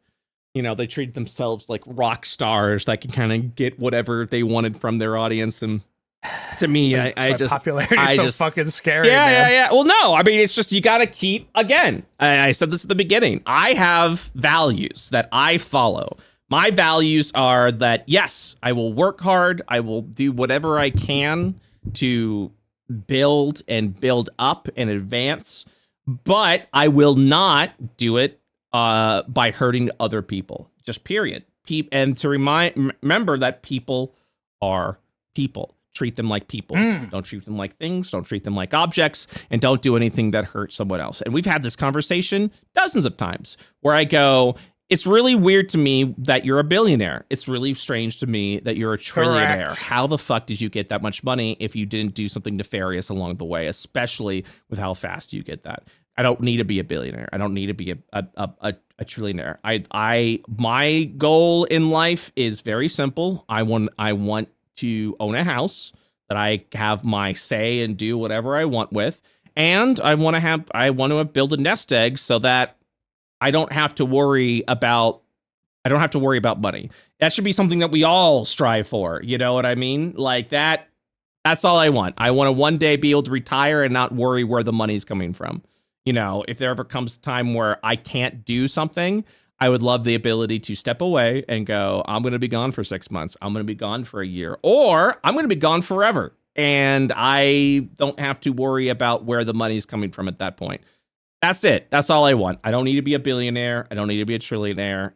I would like to be a millionaire from a high score standpoint. That's it. I would love to be able to say, at one point, like, hey, I'm a billionaire. That's kind of fucking sick. Because I do also feel like that's achievable. I think that isn't that kind of fucking cool? Yeah, I mean, I do feel like that's achievable. I do feel like obviously, I'm not saying like, yeah, everyone could be a billionaire. You're fucking lazy. I'm just saying like, millionaire feels more achievable than billionaire or trillionaire, you know. And and we've talked about, we're like, if I get to like $1 billion, I need to sit down and be like, why do I have this much money, and what can I do with it? Like, what can I do with it that actually has like actual meaning and value? What can we do to give back? Giving back is so fucking important. We can't be selfish. That's my big thing. Like, yeah, the millionaire, billionaire, trillion, what, I don't give a shit about that. Yeah. I want to be able to take care of the people who took care of me. Yeah. 100%.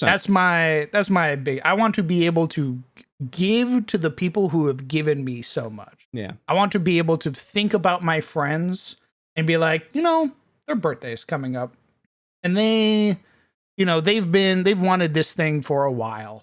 Like, you know what, fuck it, send it. Like, with expecting nothing in return, like not wanting like anything more than like you know, thanks for thinking about me. Yeah, that's it. That's wonderful. All I want. Yeah, we just want to give back and have a meaningful impact. That's it. I think that's it at the end of the day.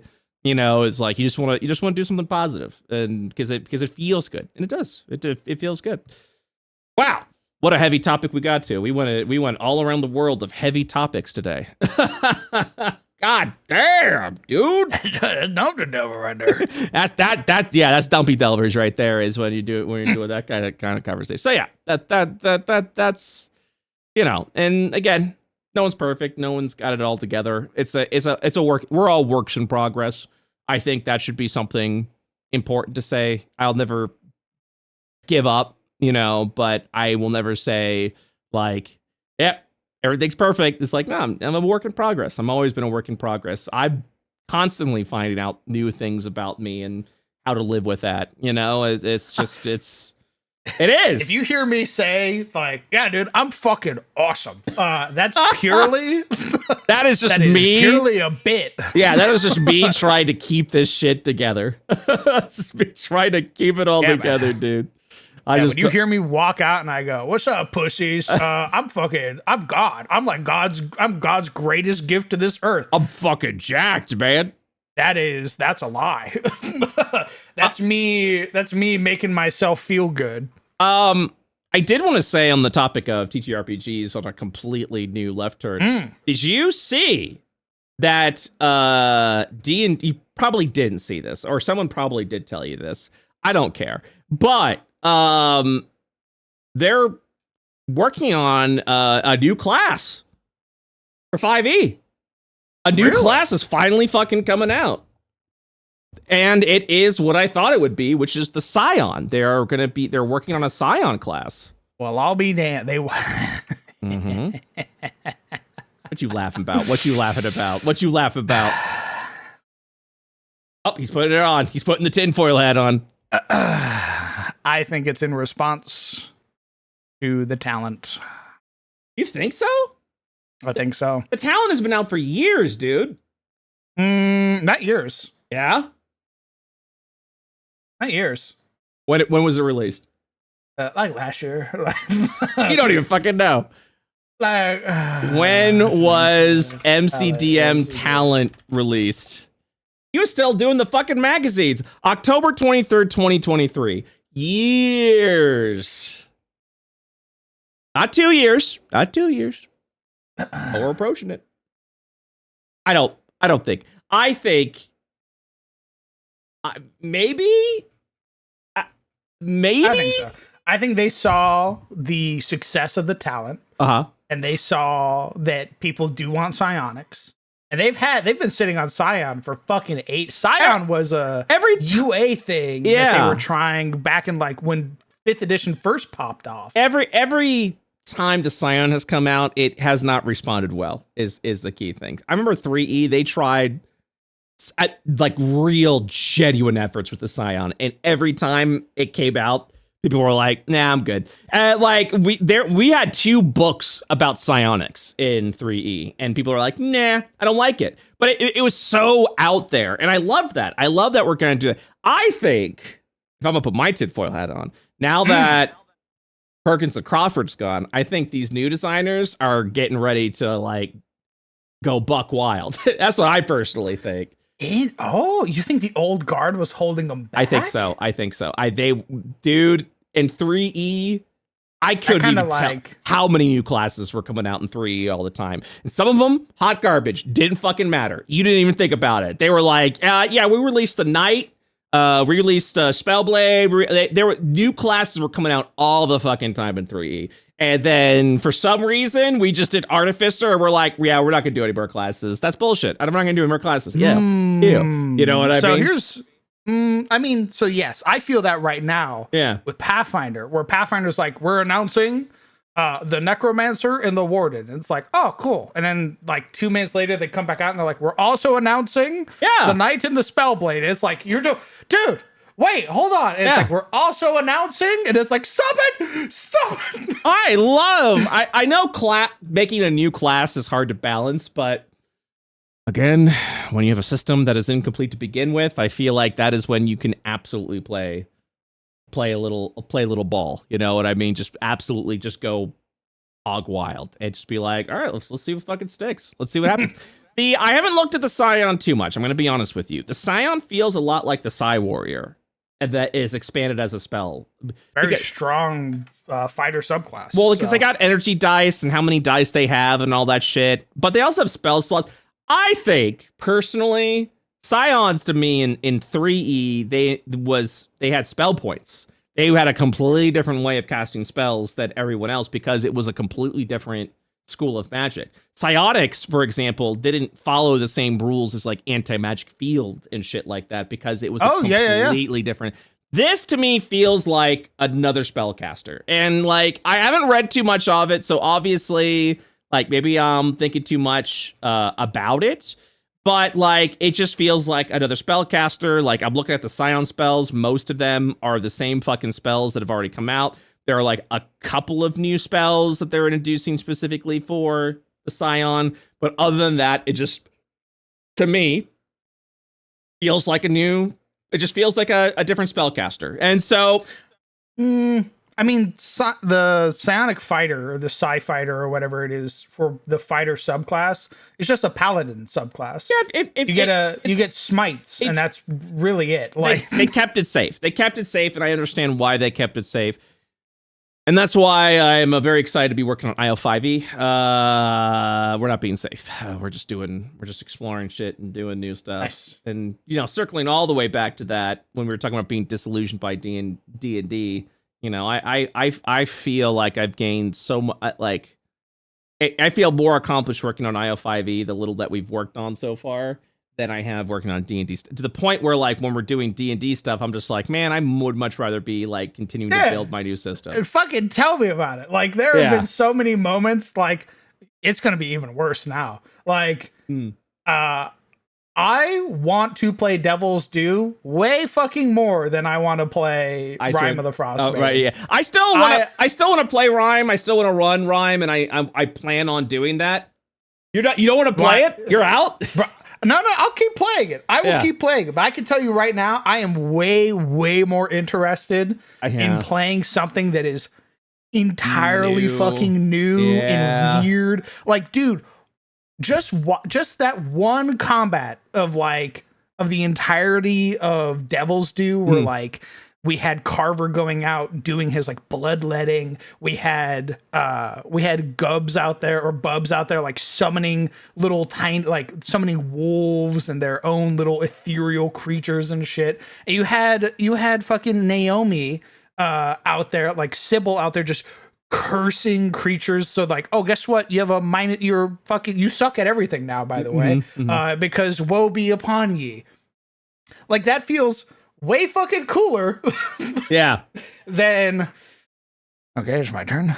Yep. I move up. Yeah. I attack with my spear. That's my turn. Yeah. Yeah. Now I can't wait for level 2.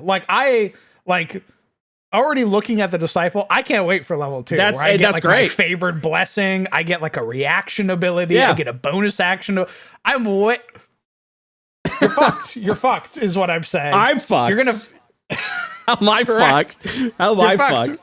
Oh my God, you enjoy playing something of mine. Oh my God, I'm fucked. I'm just saying, man, you're going to hear me lament and moan all through Frostmaiden, being like, don't do why it. can't we go play the 5? Don't do it. IO Don't system? behave during Frostmaiden. Can I be a class from the IO system? Can I be a class from the I don't want to be a ranger anymore. Can I be appreciate that. Oh, it is. It's just like I really do enjoy that. You know, it was very cool. It worked out the way it did. I think we found out you were under healing, so that I'm even stronger now. Yeah. We were looking at the numbers. We realized that the spell wasn't made correctly and that you should have been double healing, which is great, which is what I wanted. Carver was getting hit and he wasn't getting one-shotted, but he definitely was feeling it. I liked that. I liked feeling that the resource that I was using is keeping him alive. Exactly. Because that is your fucking role. Like that. Correct. There's so there's so many times I'll be working something on IO5e and that I will in a new version be like, why am I doing it that way? It feels so much better if we just did it this way. You know, I think I wanted like hexes to be actions, and then it got to the point where it was like, no, it should be a bonus action. It got to the point where I was like, like why aren't we moving curses?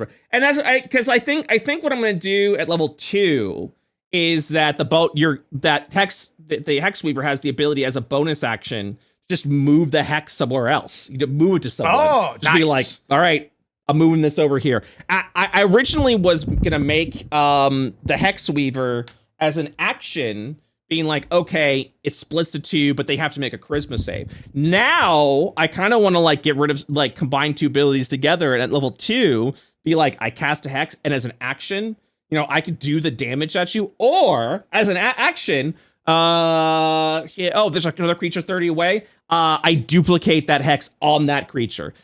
No save required. So now I'm spreading the hexes around and actually playing, you know, if I want to play the debilitator that this class is supposed to be, I can do that. And then next turn, if I want to do AoE damage, everyone that's hexed, guess what? Make a charisma save or take 2d6, you know, on fail, take 2d6. Like there's options around here that I want to like really build into. Tomato was the first person, we were talking about this off air, that helped me realize why smites were what they were originally, which was bonus action to concentrate and then the next attack hit. I was like, that just seems like too many steps. But the moment he was like, yeah, I wanted as my reaction to hit that creature and then activate the leech strike that I had embedded, I was like, holy fucking shit, I didn't even think about that, you know. So now we're gonna rework how the strikes are working. And yeah, that's what we want to do, is just like make classes fun, make it feel like you have an impact at the battle. More importantly, make it feel like you have a specific role. And that's what everyone was doing. You know what I mean? Which was like, you know, Carver was being the reckless damage dealer and he was dealing damage, which was good. I wanted that. I wanted him to be the top damage dealer of the party, because you're going to be, you know, like you're going to be a little hybrid and do a little bit of damage if you want. But if someone needs healing, you're stepping in there and healing. Correct. We've got, you know, Naomi doing hexes to kind of like weaken everyone. She's not a damage dealer. She can do a little bit of damage, but her role is to debilitate for everyone. And then we had Masay do the summoning, and the one thing she recognized that she told me afterwards, she was like, oh yeah, this is awesome, is when she went, okay, I'm gonna move the summon monster here, I'm gonna move my spirit here, and now they're both flanking. And I'm like, yep, correct, you can do that. You know, you are your own tactician. That is your class. You are battlefield management. You go there, and now we're gonna go ahead and do this shit. You know what I mean? Like I'm already like on board, and I can't wait, because like I said before, there's 2 things that we haven't introduced yet that I'm very excited about, that you guys are just gonna love. You guys are just really going to fucking enjoy it. You know what I mean? That I haven't even told you yet because it hasn't happened into the game, that you're gonna be like, yeah. I'm gonna be like, oh yeah. By the way, this is what this does, and also, oh, did you roll a crit? Well, this is what crits are now, you know. And you're gonna be like, let's fucking go. Like, this is gonna be fucking sick. I kind of want to play around with an idea, but I'm a little afraid to, because I kind of want to rework the dying system in the game. I kind of really want to. I have something for you, good. Oh, what do you have for me? It was a Pathfinder build. You're probably gonna drop it. No. But I did translate it into Pathfinder. Oh, you're talking about your Death's Door mechanic. That's right, baby. It's all yours. You're welcome to it. Okay. How exactly does that work? So, the way that it works, at least in 5th edition, was when you reach 0 hit points, you enter a state called Death's Door. It is your dying condition. You are still conscious. You are an active participant in the scenario. There are several instances of things that you can do on your turn, but you are limited. On your turn, you can either do an action, a bonus action, or a movement. If you do a movement, it's half movement speed. It does not incur a point of exhaustion. You can do an action, which incurs 3 points of exhaustion. There's a bonus action, which incurs 1 point of exhaustion. I use the 10 exhaustion system. Yeah. So if you gain 10 points of exhaustion, you motherfucking die. You get a heart attack. Yeah. So on your turn, you roll your death saving throw, as you would normally, and then you go about the rest of your turn. You go, okay, I roll. Did I get a nat 20? Nat 20 success. I am now off death's door with 1 hit point. Do I roll normally? Did I get a 10 or above? Okay, that's my death save. Now I do my thing. Do I want to risk an action and gain 3 points of exhaustion because now that 3 is going to be counted against any d20 roll I make? Or do I spend my turn getting away from the creature and my homie on their next turn heals me? Or I use a bonus action on my turn to drink a potion. Yeah, all my potions and stuff like that are bonus. Yeah, that's I like that. I like that as a mechanic for instead of just being dying there. Let me throw what I wanted to do, and I'll pitch it to everyone to see if we do want to try this out, because I'm kind of like theory testing it, right? Like theory crafting it in my head, and I'm like, I really need to see it in action to see how it works, but I do. I'm about to say, bro, this is the perfect time to do that. Yeah. So I am a big fan of the Saga series, which is a Japanese role-playing game that was kind of like mirrored with Final Fantasy back in the day. Saga was the series where they just tried crazy, wacky shit, see what stuck, and then went with it. They have something called a life point system. So what happens with the life point system is that when your hit points drop to 0, you fall unconscious, but at the end of the combat, you're back up. You're back up. Everyone's back at full health. And this isn't what the mechanic is. This is just kind of set the pretense of what I want to do. But the thing was, every time you dropped to 0 hit points, you lost a life point. If you got hit while you're at 0 hit points, you lose another life point. If your life points drop to 0, you're dead permanently. And these were points that you could not regain back. If you can find items that give you a life point back, but they were very rare and hard between. That meant Saga had like permadeath things. So that's not what we're going to do, but this is kind of where the inspiration came from. The idea I had to make combat deadlier, but also make you kind of like going in and like, if you want to fucking push it, let's fucking go, is to introduce this life point system. You have 2 life points. When you drop to 0 hit points, you immediately go into what's called a second wind. You lose a life point, and then you take all of your hit dice, much like a short rest, and you just roll them all. Oh. You add your the total constitution modifier. You go back up to that amount of hit points. You're back in the fight. You're not knocked unconscious. You're not there, but you're now down to 1 life point. You're now, you are there. So you're kind of like able to continue to fight and battle and things like that. And if you So you essentially get 2 times that you can do that. So if you drop again, you spend the life point, you once again do your second win. If you are at 0 life points and you drop to 0 hit points, you're dead. That's it. Because you have pushed your body the way it is. Here, I think this is great. This is way better than I want this over Death's Door. So let me finish the pitch. Very well. Okay. This allows a couple of new mechanics. Not new mechanics, but kind of a couple of new styles that you can introduce to the game.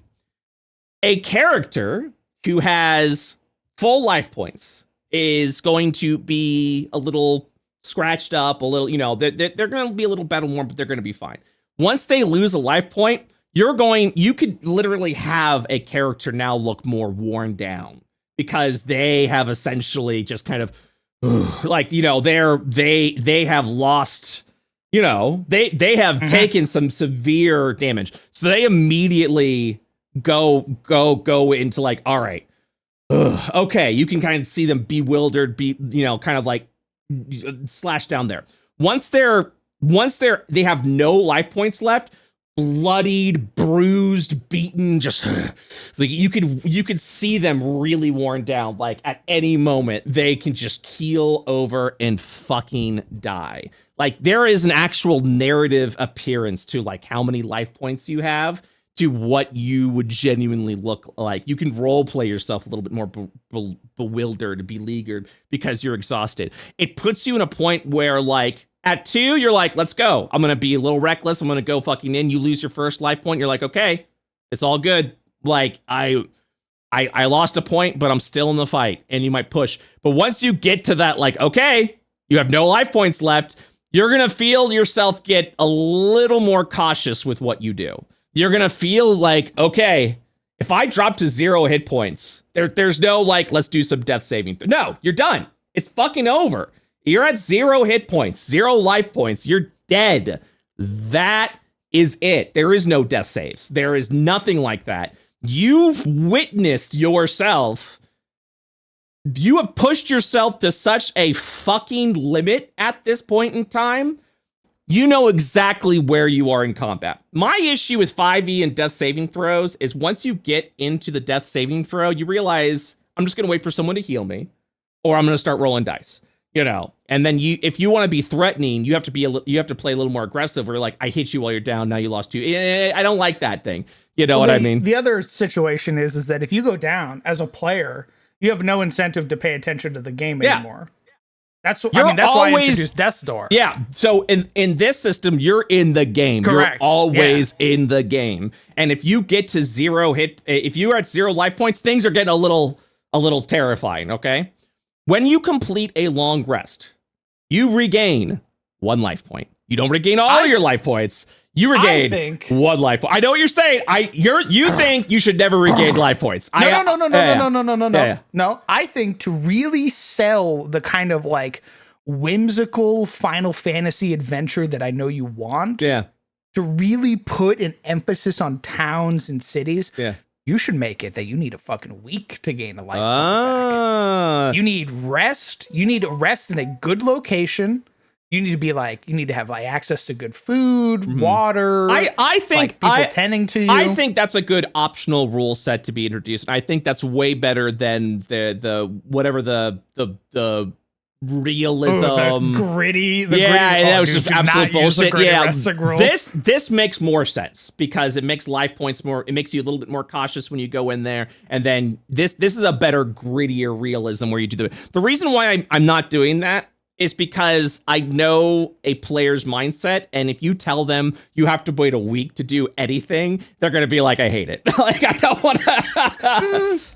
I mean, with your system, we'll bring it up. I could spend the whole week crafting. Yeah, is the thing. That's true. Like we just got done with a dungeon. I got my shit rocked. Yeah, I am down to 0 fucking life points. Yep. Guys, I need a week.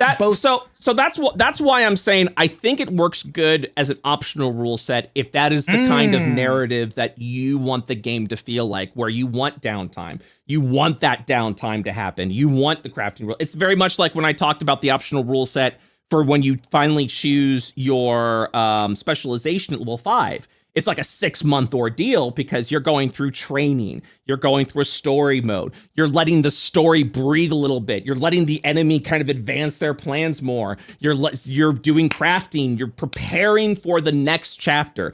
That's a good optional rule if that is the story that you want to tell. If you want it to be now, it's good to have that as the default and then kind of let the, week long do all that thing be very good. So I kind of want to like test it. I kind of want to test where like you get 1 life point if you do the long rest. Here's another thing that I didn't mention about the life point system that makes that adds a whole new dimension. You know what I mean? That adds a completely whole new dimension to it. You can introduce enemies that'll do an attack. Yes. And you lose a life point. Yes. And you go, fuck. Dude, a wraith? Yeah. Wraiths, liches, banshees. You can now have shadows motherfuckers do life point damage to you. Correct. Yeah. They roll up and they go, "What's up, pussy?" And it's a once a day ability they get. It's something like you face off against it's this terrifying Reaper boss, and a once a day ability they get. They swing their scythe, and I go, you take 3d6 necrotic damage, and you lose a life point. You go, fuck. Yes. Fuck. Yes. Hey. Yes. Fuck. I'm out. Like, we gotta be careful with this. You know what I mean? So there's so many options and variations of this. I don't think it has to be one size fits all. I think a system like this, you can sort of present as like, hey, are you playing a fast-paced game? Get a life point when you finish a long rest. Do you want to play a little more lighthearted so that death doesn't feel so terrifying? You restore all your life points to long rest. Do you want to play something with a little bit more gritty realism? It takes a week to restore a life point in a town, like exactly you mentioned. I want options. That is IO5e. IO5e is about, hey, how do you want to play your game? How do you want your game to feel? Because we are presenting these options. We can present options where like the light spell is a cantrip. But if you want to play with a more grimdark scenario, the only light source you get from magic is level 1. This is the thing that I feel like we were missing in D&D, because I felt like the DM stuff in there. You're giving a look. What's up? I'm just saying, man, if you have 3 days technically. Mm-hmm. I'm just saying that. Actually, I have several things to say. Okay. Actually. Okay.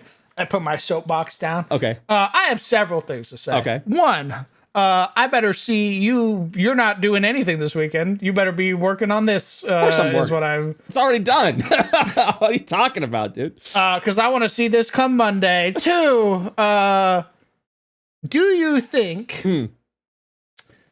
Is there anything in Rime of the Frost Maiden specifically? Okay. Hold on. Okay. Is there anything in Rime of the Frost Maiden specifically that you think you could not replace with your own system and just keep the story? Pump the brakes there. Hold on. Here we go. I know you're excited about IO5e.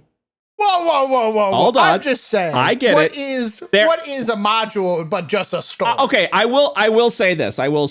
If there are things there's already things we're doing in Frostmaiden that we're doing in IO5e. So if there is a mechanic in IO5e that like we universally look at each other and go, this is pretty fucking fun and sick, there's nothing that's going to say, well, let's move that over to the Frostmaiden. Let's move that over to the hardcore system, because I think that works in the hardcore world. You know what I mean? So. Oh, yeah? I look around. Yeah. I don't want to be a ranger anymore. Oh, you want to play like a different class? Like you want to like a custom. Give me your idea of a ranger. So I definitely can't do that. Man, I need you to promise me you're playing Rime with the Frostmaiden. Don't be sighing. Don't be like, I'd rather be doing this. Because we've got an audience that is super excited for Frostmaiden. We've got an audience that wants to see it through. I want to see it through. We have other players that are currently not playing IO5e that will want to see it through. I understand wholeheartedly what you're saying. I still think we can have fun with Frost Maiden and find ways, because I'm gonna have fun. I'm gonna have fun. I know. All right, listen. Here's my biggest gripe is that it's just base 5th edition. I know. Well, that's why we've been introducing camping mechanics. That's why we've got the exhaustion system. That's why we've got the injury system. You know, we've got things we've got flanking, we've got shield mechanics we're still experimenting with. We've got all sorts of shit that I personally feel like, because when we go back to Curse of Strahd, you know, we're going to be taking what worked in Frost Maiden and then moving it into Curse of Strahd, you know, but I personally feel like it is my responsibility to still keep it in the D&D family, you know, because that is what the audience came for. And I would feel bad if I sold them something for 9-10 episodes and went, we're doing something completely different now. And then the audience is like, well, fuck this shit. You know, like right now, I feel like we've got two audiences, and some of them kind of intertwine. We've got our standard D&D audience. We've got our, like, let's see what cool things, because a lot of people are saying really awesome and kind things about IO5e, and that has definitely lit a fire under me where I'm like, let's fucking go. You know what I mean? Like, let's fucking do this. I'm super fucking excited. Well, I'm talking about people that aren't my friends. I'm talking about a comment section who tells me, oh, you fucking make everyone roll stats down the line. You are Hitler. You know, like I'm talking about the core 5e audience who's like, hell yes, let's see what comes out of this. There are people genuinely excited for IO5e. That has definitely given me the strength to be like, let's do that. So, but also at the same time, Crown, and to our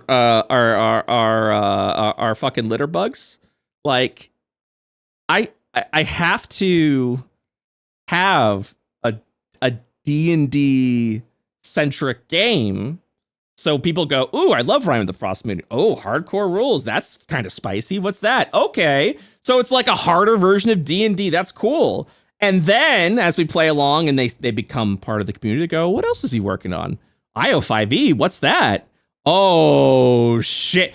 We gotta bring the people in, Crown. And you can't bring it in when you're like, I'm doing everything different always now, always. They're like, but I like D&D. You gotta ease people in. You gotta ease people into it. You gotta ease people into it. Yeah, I know. You know I'm right. You know I'm right.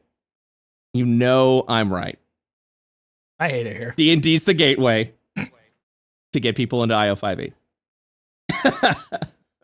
A rumph. And then because then it becomes an easy sell when you're like, I mean, do you play D&D 5e? IO5e's got the same foundation. Why don't you see what other things we've kind of changed with it that's not so hardcore for those that want to see how we do it on the other side? And then people come in, dude, you know who's someone that I did not think would be down for IO5e? Summer. Yep. I'm surprised because Summer is definitely somebody who I would love to play with again. Yeah. But because I play Pathfinder now, she's basically like a very firm stance. Dude, I've been talking to Summer, and I finally felt confident. I felt comfortable enough. There we go. I felt comfortable enough to be like, just so you know, like, I'm kind of working on my own version of 5e with a bunch of new classes and all this shit. Because I think she saw me post about the Hex Weaver, and she was intrigued. And then I went, oh, here's the packet for that. And she read through it and was just kind of like, I want to play this class. So like Summer's on board for IO5e, because I also was like, I don't think Summer's going to be down for this style play.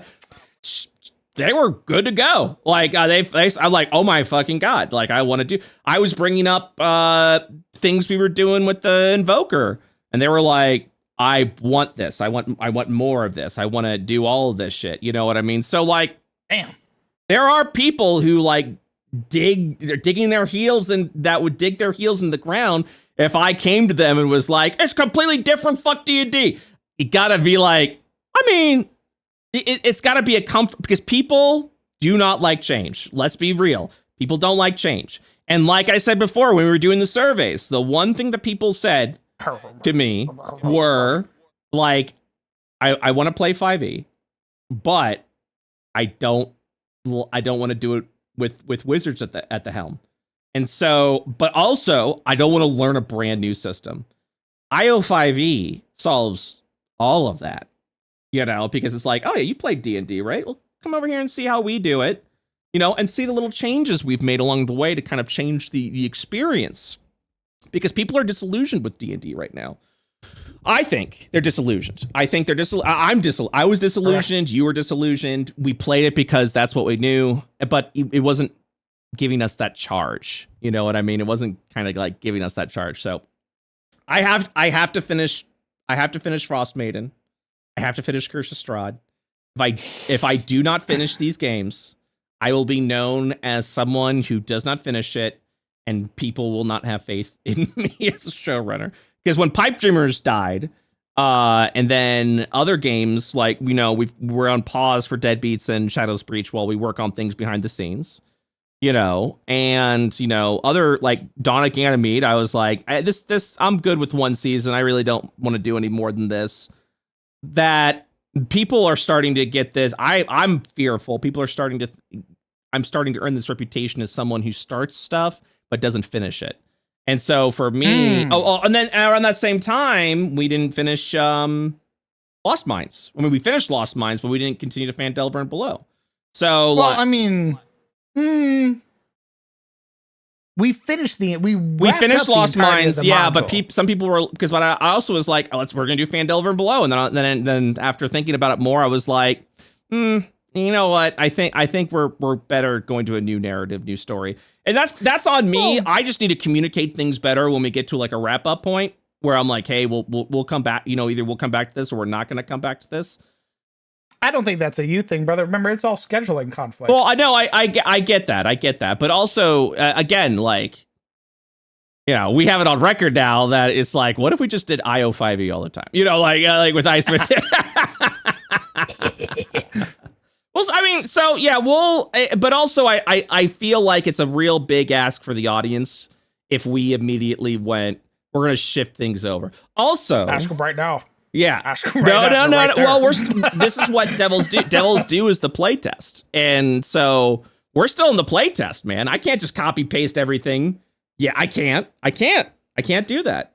I cannot do that. I cannot. Get endless in here. I cannot do that. I definitely cannot do that. You know, so bring them up. I think you know, I think Icewind Dale's going to be the gateway. I think the hardcore games. I mean, that is the plan. Hardcore games are the gateway. It's people to get in there, but yeah, I want to get us to an end. I want to get us to a finishing point. So, I mean, if it ever got to a point where like you just aren't having fun and the players aren't having fun, like obviously we won't continue. You know, like that's fine. But I do think there are moments that we are having fun, you know, and the moments that we are having fun, funny enough, has nothing to do with D&D. I was about to say. Yeah. So let me clarify. Yeah, clarify. I love playing in these games. Yes. I love hanging out with all of the people that I am playing with. Yes. I love hanging out with all of the Frost Maiden people. I love hanging out with all the Devil's Due, all of the Curse of Strahd, Shadow's Breach, Paw Patrol, all of them. Love playing with every single fucking one of them. They are great people, funny as fuck. I have a great time playing with them. Here's the D&D butt. I could not give a single fuck about 5th edition anymore. Same. Dude, the amount of times where my turn goes by in 3 fucking seconds because I move up, I attack, that's my turn. Yeah. Did I hit? Awesome. There's my dice. Did I miss? It was a waste of a turn. Skip. Yeah. Like, I get it. That is so... I get it. Maybe it's because I've been doing it for 10 fucking years now. It is. It absolutely fucking is. Boring. Yeah. 100%. And that's also another thing why Devil's Due is working so well, is because it's a completely new thing in a familiar setting. You're like, look what I'm doing. I'm fucking doing ranged heals right now. Look what I'm doing. Me looking at the cleric. I'm better than you in every way. Look at me conjure a sword of light as a cantrip and attack. You know, look at me do this shit. You know, look at me conjure up an armor of light and becoming the light source for the party because of the spell I cast. Like, look at what I'm doing. Look at what I'm accomplishing. Look at all these things I'm doing. You know, it's the one thing that D&D was missing. I think D&D is playing it, and that goes with this Scion class. I haven't given it a big read, so maybe I'm missing some shit. But it just as a sort of preliminary look through, I'm like, this is nothing new. This is just another spellcasting class. You know what I mean? You've got spell slots, for God's sake. You got, prepared spells list, and all the spells that are in the spell list, like maybe 1 or 2 of them per level, is a new spell that is being introduced. Nothing really feels new about this class. It's just like, I do see that there was like a grafting, I think, version where like you can have like grafted parts and all that shit, which looked really cool. But other than that, like, again, I haven't really given it a good read through. I was just excited that they're kind of like, hey, we're going to release a class. I'm like, good on you. You should be doing that. It took you long enough. Yeah, hell yeah. So it's that with 4 subclasses, and yeah, D&D just plays it safe because safe means money, and I kind of want to break free from that. I'm really excited. I'm gonna tell Masay about the life point system to see what she thinks of it. I like that you seem to be really on board with the life point system. I'm just saying, if I don't fucking see that system, I'm gonna come to Florida and beat your ass. Is what I'm saying. Do it. No one wants to come to Florida. And then then we'll go out on a date afterwards, and that'll basically be it. Yeah, man. So we'll see what happens. We'll absolutely see what happens. So yeah, no, I'm right there with you. I'm like, dude, I just want to work on IO5e all the time, but we got Fiendish Forge. It is, and like even like Fiendish Forge is doing great. I'm really glad we're reworking the phase and counter system to be more dynamic with like legendary actions, a little bit more familiar but different at the same. Dude, I'm working on one creature called the Sprite Mother, and she has very big Titania inspiration from Final Fantasy 14. Nice. Dude, there was some like MMO mechanics. Very fun. They're very fun boss. There was some I love that. There's some MMO mechanics I'm introducing to that fight in Fiendish Forge that I typed out that was like, oh, this is so fucking fun. So like her action, like on her turn, which you roll initiative for. On her turn, she does an emanation, which is the new area of effect.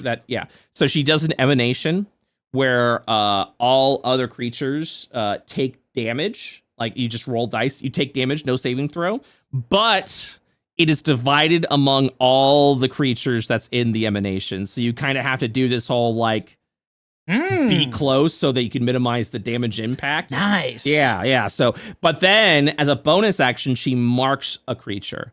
And at her, not the first legendary action, but and the creature that she marks is the creature who is next up, the player character who's next up in initiative.